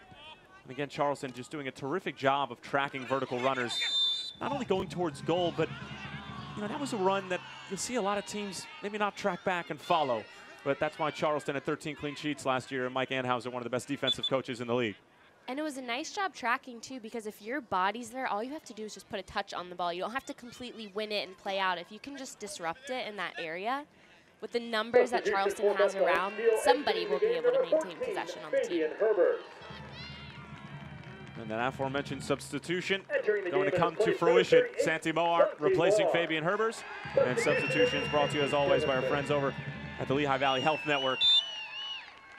Santi Moar, what a rookie season he had. 6 goals, 6 assists, 30 appearances. Originally from Rodez, Spain. Played for Pfeiffer University alongside Jaime Sia of OKC Energy FC.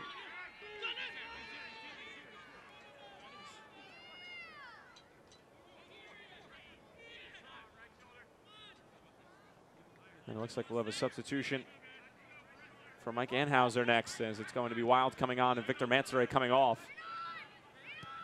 So the tactical chess match officially underway between Brendan Burke and the 14th year man, Mike Anhauser. Mike Anhauser celebrating his 26th season with the club, either as a player, assistant coach, or head coach. I think it's fair to say that Mike Anhauser is the Charleston Battery.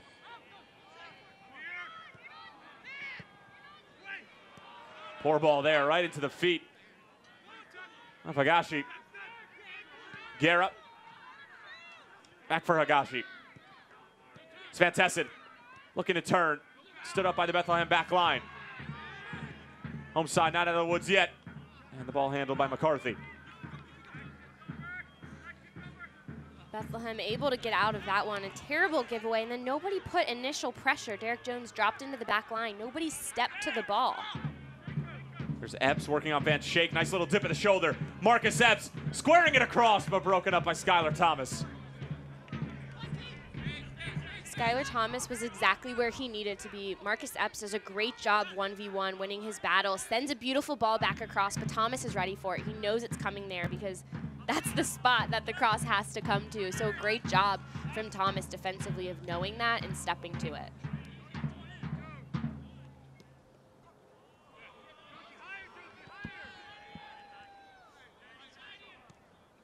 Derek Jones. One for Chaluya.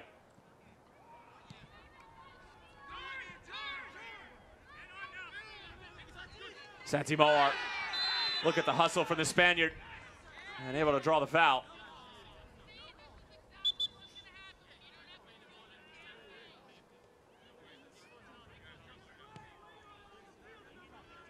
And finally, we'll get that substitution for Mike Anhauser.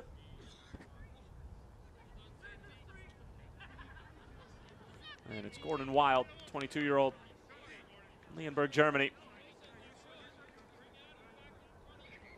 Attended USC Upstate, then transferred to the University of Maryland. In 2 seasons with the Terrapins, had 40 appearances and 22 goals. Entering into place number 15, Gordon Wild. Taken 37th overall by Atlanta United in 2018 draft, on loan from Atlanta. Just a terrific young talent. See if he can make an impact here for the visitors. Ayuk skipping away from Higashi. Higashi gets a touch to it, but concedes a corner in the process. The right side of Bethlehem seems to be the spot that they want to continue to attack. We saw it in the first half. Epps just got after that back line, and then you see Ayuk coming forward. They're really able to create. They feel confident against Van Schaik. They feel confident against Higashi on that left side for Charleston. Corner bent in. Van Schaik gets a touch to it. Najim. Derek Jones. Just probing. Watched closely by Ta'anunga.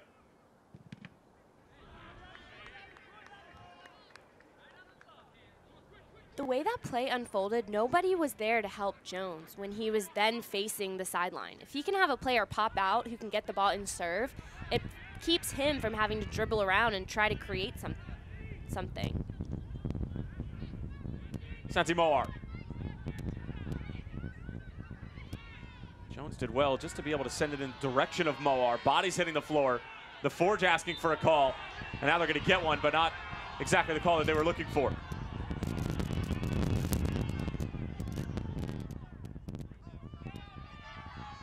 Santi Moar is so quick. Jones does what he can. Just chaos once again. I think that's a really soft foul, but I do think Jones was on his back, and that's a moment where he just needs to stand up, his player, and not allow him to turn and face, because they can easily pick that ball off, and then they're in a great spot. Yeah, I've seen you put in challenges tougher than that in our intramural league. Yeah. That was a bad game, though. Hey, we got the W. That's true. You had a goal, right? Might have. 2? Maybe. 1, 2? Can't keep track anymore. I have to say, I love the fact that female goals count for 2. It's awesome.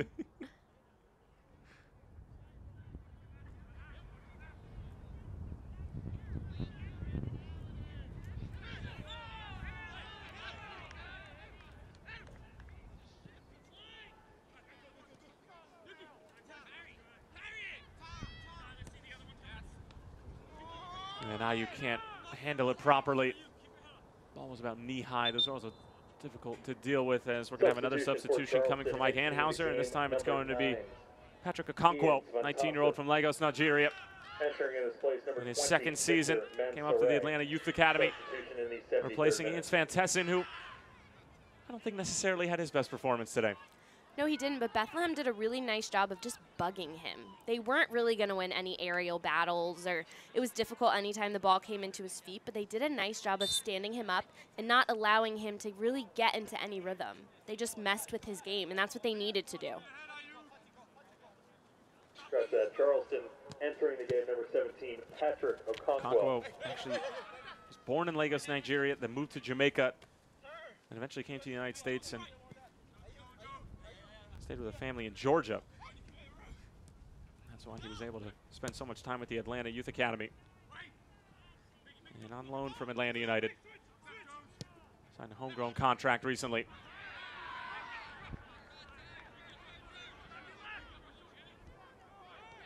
Turning 20 on April 23rd is Patrick Okonkwo.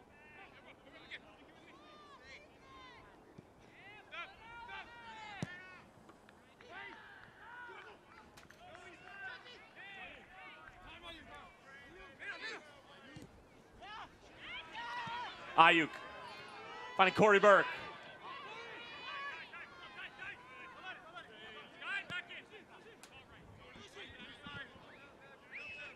Santi Moar, Chiluya overlapping.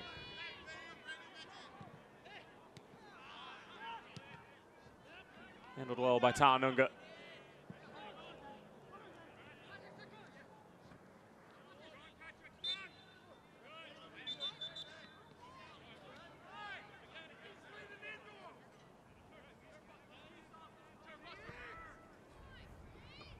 And it looks like former Georgetown Hoya, Brandon Allen, is getting ready to come on for Corey Burke. Not before a Charleston move.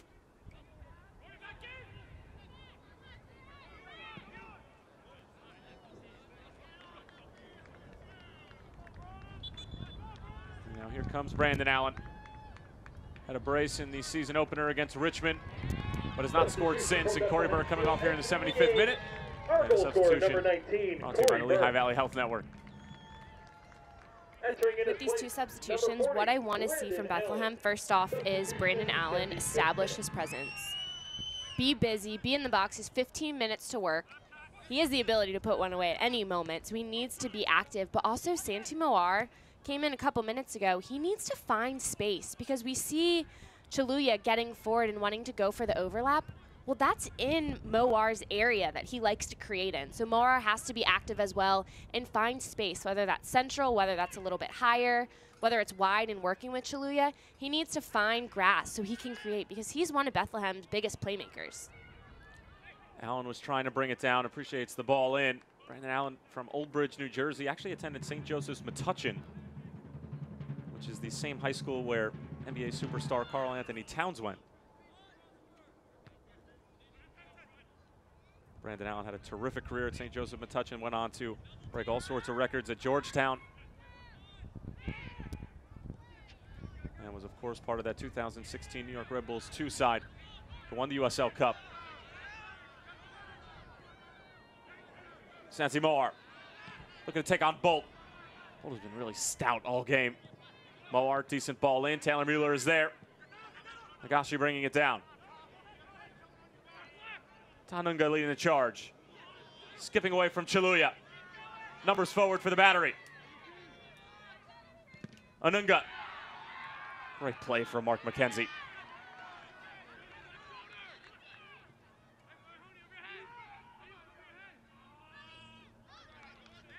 Fantastic close down defending from Mark McKenzie, because the numbers forward from Bethlehem, when they turn the ball over, their players are caught so high that it's difficult to drop back and have numbers defensively. But Mark McKenzie does a great job of jockeying, and then when the ball comes across, getting a foot in there to block the movement.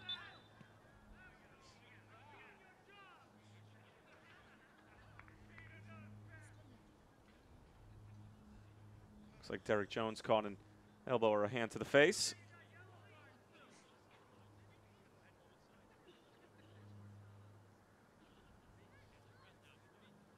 So we're into the last 15 minutes of this one or so.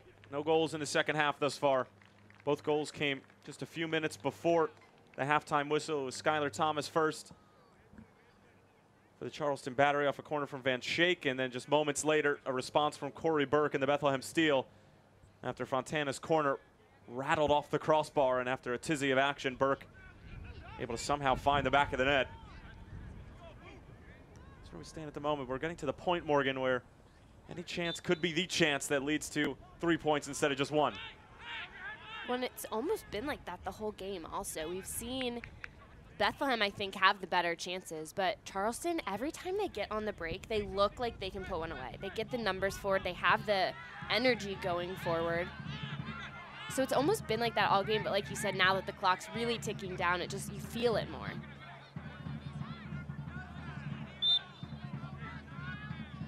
Jay Bolt, this little clip-driven ball, McCarthy claims it.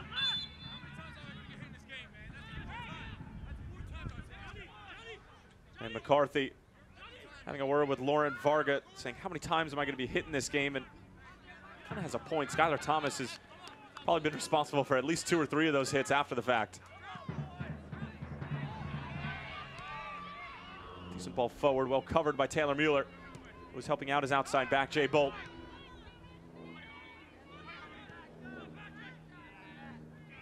And the same sort of defensive prowess displayed on the other end by Matt Mahoney. Ball sent forward. Guerra's offside, but it's going to be Okonkwo who plays it, keeps it in play. 19-year-old towards the back post. Higashi. Eric Ayuk just wanting it more. Anunga. That backdoor pass for Patrick Okonkwo. And a corner coming for Charleston.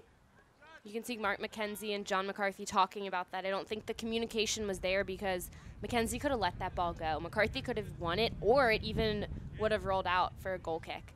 But this gives Charleston an opportunity. 10 minutes left. They're dangerous on the corner.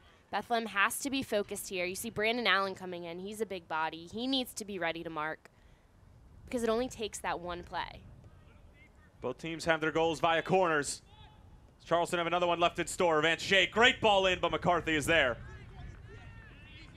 Eerily similar to Fontana's ball that just has an incredible amount of whip and pace behind it and almost looks like it's going to end up in the back of the net.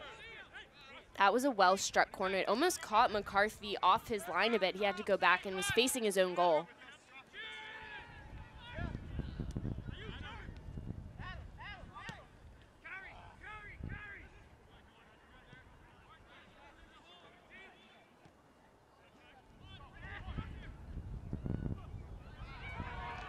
Brandon Allen.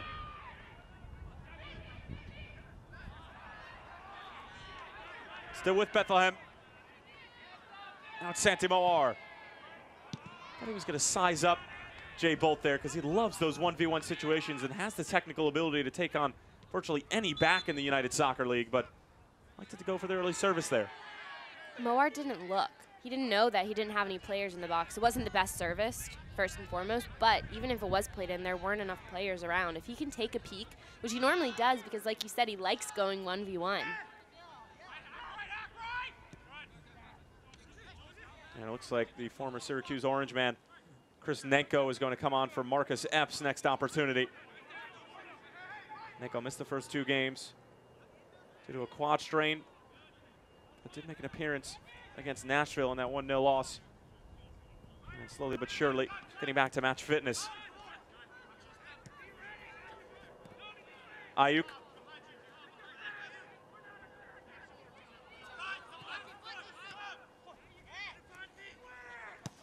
Mahoney.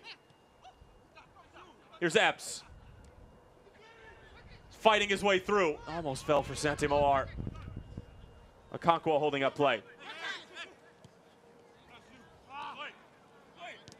Bit of a lazy ball there. Clever back heel. Derek Jones around Thomas. Thomas gets just the slightest touch to it. And it will be a Bethlehem corner. Thought that Thomas was maybe out of that play after Jones just dipped his shoulder. I was going to say the same thing. Thomas looked like he was beat. There was a step on him, but he did a nice job of just getting that little touch in. Those long legs make such a difference because all it takes is just a poke to get a player off balance, just move the ball out of their path, but a really good recovery from Skylar Thomas that happened so quickly. And now the 23-year-old Chris Nenko coming onto the scene. Native of North York, Ontario, came up for the Sigma Youth Academy, one of the more famous Ontario-based academies. 4 goals, 2 assists last season. Corner dealt with by the captain Mueller. Fall for Brandon Allen.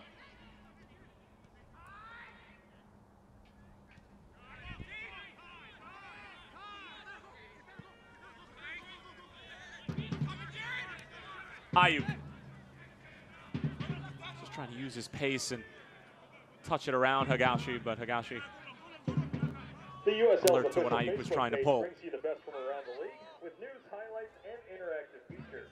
Like the USL on Facebook. See a game winner in this one? I do. I think at Bethlehem, the subs that have come in, Nenko still needs a couple more touches, but they're at the point where they can make a difference. They're used to the game, used to the pace. Allen trying to get on the right side of Thomas. Still Brandon Allen trying to get on that left foot. Back for Santi-Moar. And Moore will unleash, and it takes a deflection and trickles into the hands of Odisno Cooper. I'm surprised with the decision-making so far from Moar. Allen tries to get a look. He's smart to bring that back out, but Santi-Moar usually has better decision-making, is really good combining. He's creative, but just to settle for a shot there in traffic, where he didn't even look like he had the best approach to the ball, it has to be better. We did have a couple of options on the bottom of the screen. It was Eric Ayuk who was getting forward from an outside back position. I thought that they just could have kept it and maybe recycled the runs, gotten a delivery from out wide. But I completely agree with you, Morgan. Santi-Moar has seen much better from him in the past. That was one of the biggest reasons for his breakout rookie season in 2017. Here's Ayuk. And able to win a corner. We've seen the same thing up the right side once it gets past the 18 from Bethlehem. It's always trying to beat the defender with speed. There needs to be a little bit of combination, at least try it once or twice to change it up defensively, because right now for Charleston, they know exactly what Bethlehem's going to do, and they're ready for the long touch when they try to get outrun. Nenko's corner, not the best. Although Anunga did not handle it properly. Back out for Nenko. This delivery is much better. The defensive header was won by Mueller. Fontana out wide for Moar.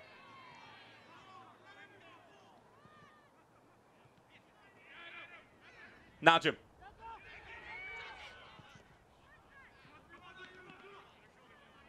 Eric Ayuk. Decent ball in. Skylar Thomas using that big frame. Sent the other way in emphatic fashion.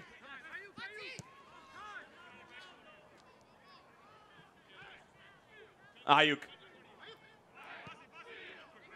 Great penetrating pass, finding Nenko, but look at the challenge from Anunga. Najim. Cheeky from Fontana. He's able to win a free kick. And it will be a yellow card for Hackshaw. That's the skill level that the teenager brings to the table. And Anthony Fontana.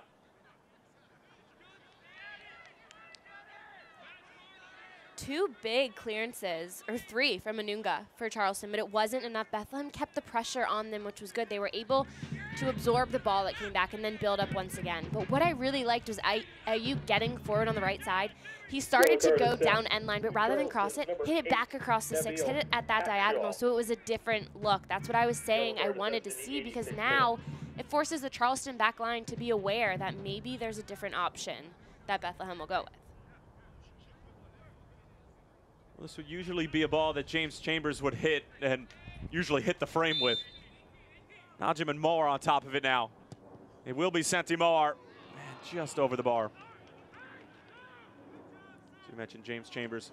So that slight MCL sprain, saying that the injury by no means something to be concerned about if you are a Bethlehem Steel fan, but just making sure that he's healthy and ready to go for their big clash with FC Cincinnati next week.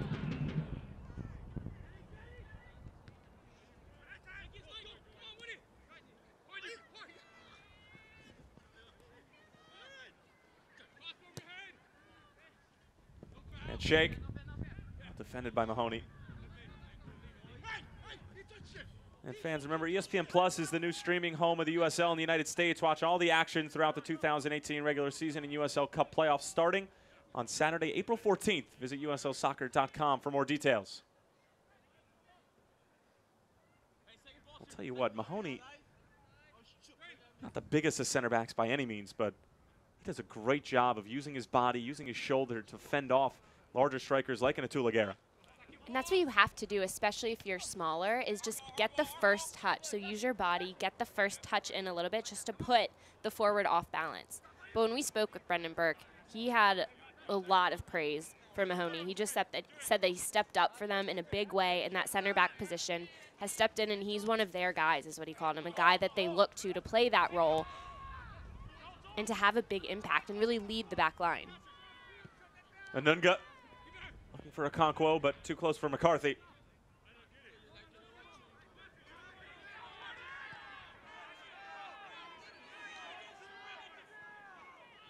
Moar. Anunga covering every inch of Goodman Stadium. Only had one goal in 2017. Doubled his output in one game against New York Red Bulls 2 in their 5-2 loss, but Anunga more known for his defensive responsibilities in the middle of the park. And he's done a great job today of disrupting the rhythm of Bethlehem.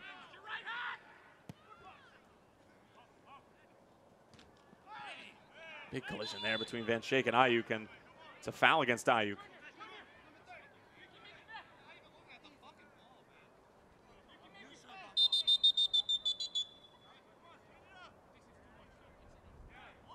And it's going to be a yellow card for Eric Ayuk, as it seems like he was running his mouth just a little bit too much for the liking of Lauren Varga.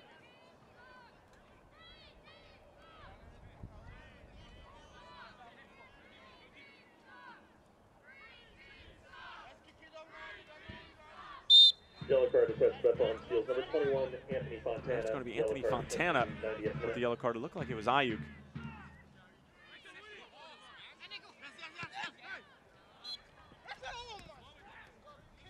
We're getting word now that we'll have 3 minutes of stoppage time here in the Lehigh Valley.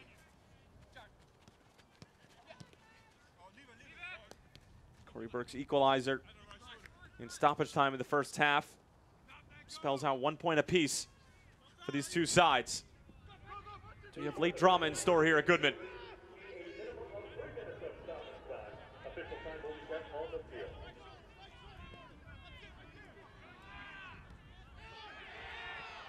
Gordon Wild calls for a handball. Wild stays down. Ball sent the other way, intended for Brandon Allen. New Jersey native spun around by Skylar Thomas. Coming very physical down the stretch here.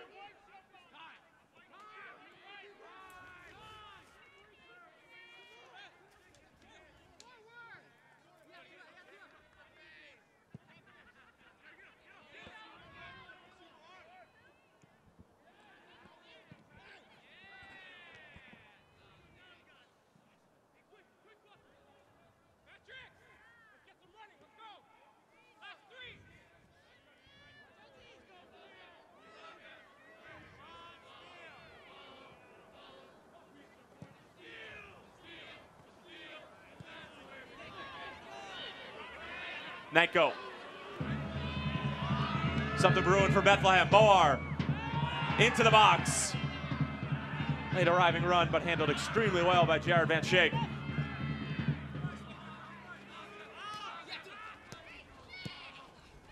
Well done from Charleston.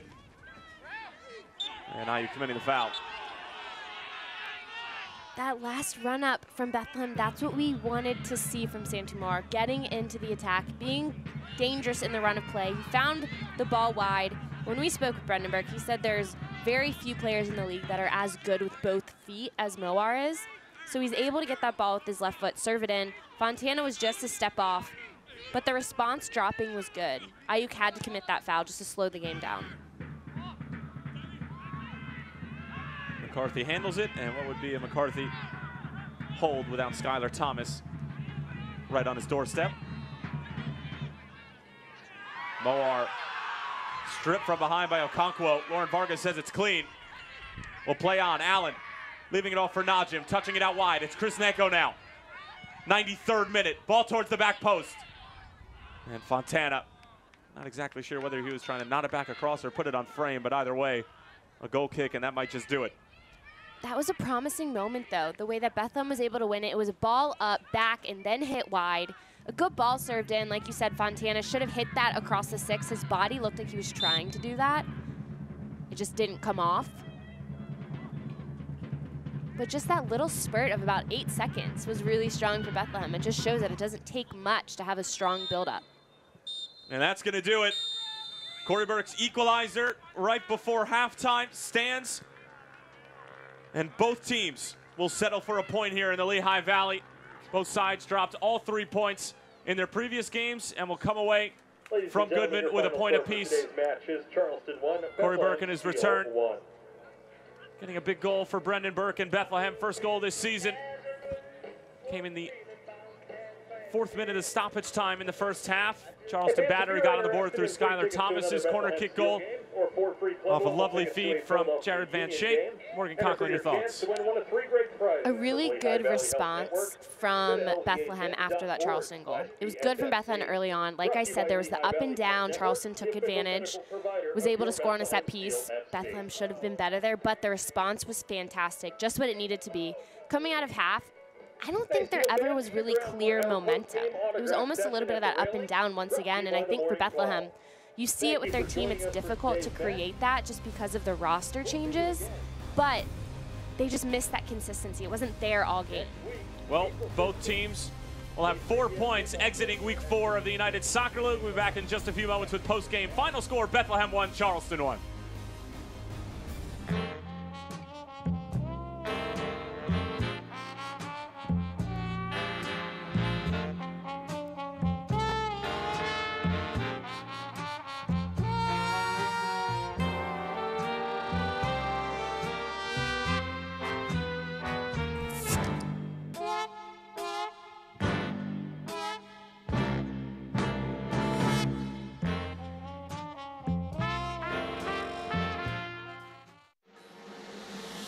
It can happen over time or in a snap. If joint or muscle pain has taken you out of the game, we can identify the root cause of your problem and develop a sport-specific treatment plan to get you moving again. Over 400 medical experts strong, the region's only nationally ranked program.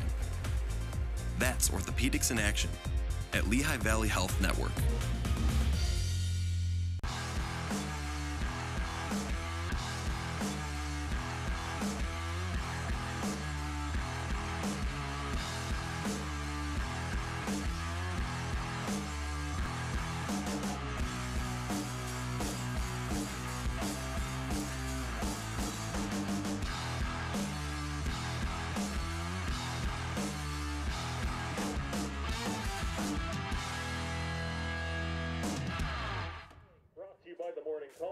Full time at Goodman Stadium as Corey Burke and company signed some autographs and tended some fans who came out here to Goodman Stadium to see their side get a point out of the Charleston Battery, who acquired the number 2 seed in the Eastern Conference playoffs in 2017. Skylar Thomas with his first goal of 2018. Didn't score a year ago, but getting a big one here right before halftime, but it wouldn't be enough as Corey Burke and company would answer. And Morgan, we'll take a look at the highlights from the first half. And in the first few minutes, it was Marcus Epps who found a couple of opportunities, this one just flashing wide. He was really busy early in this game, especially the first half. Very active, was able to find ground, put a good look on frame. I love that ball sent in from Mark McKenzie, playmaking from center back. And then this would be Corey Burke's best chance of the game until he would score his equalizer. And check out this ball from Marcus Epps, weighted so perfectly, it's delicious. And Corey Burke just couldn't feast on it quite enough, just trickles wide. And he's able to catch Skylar Thomas off guard. Also, he looks to try to get a touch there. His body's facing the wrong way, but Corey Burke just the touch. And then this was the first goal of the game. Skylar Thomas, free header. And that's going to drive Brendan Burke insane. That's exactly what it was, free. He was wide open in the box, really just trots in, walks right into the 6, not even marked. A simple finish for him. Van Schaik with the assist on that, and then Bethlehem. Morgan, as we talked about, great response and great resiliency shown by this Bethlehem Steel side after going down 1-0 with just a few minutes remaining in the first half, just peppered Odisnell Cooper in this Charleston back line. And they dedicated numbers forward. They had a lot of players getting forward, and the goal, Fontana just sends it in, gets a lucky bounce off the crossbar, and Corey Burke owns the box. If it's in the 6, he's going to be around it. He's the one, puts in the work, is able to get a touch on the ball, and a great response right before half. Corey Burke with his first goal of the season for the Bethlehem Steel. Has 9 out of the 11 for Brendan Burke coming from the Philadelphia Union, and that is how this one would finish. Corey Burke's equalizer in the 4th minute of stoppage time in the first half proves to be the reason why both teams will come away with a point apiece. We'll take a look at the final numbers from this one. Bethlehem with the lion's share of the possession, 66-34 shots on target. It was 2-2 at half, just 1 shot on target for Bethlehem in the second half, none for Charleston. And the productivity decreased a little bit in the second half. Looking at the pass accuracy for both teams, it declined in the second half. Just not as much action, I would say. But for Bethlehem, another game where they have more of the possession but don't get 3 points that they would like. So for them, they've established their possession. That's great, but it has to be better around goal, more efficient, and taking chances. They create the chances. They just have to take them. Well, Bethlehem's next game is going to be against FC Cincinnati next week. And an FC Cincinnati team that is a bit angry after they fell to Louisville City FC in front of more than 25,000 at Nippert. That's going to do it here from Goodman. For our entire crew, my broadcast partner, Morgan Conklin, I'm Tyler Terran saying so long for now. The final score for the Lehigh Valley, Bethlehem 1, Charleston 1. We'll talk to you soon, folks.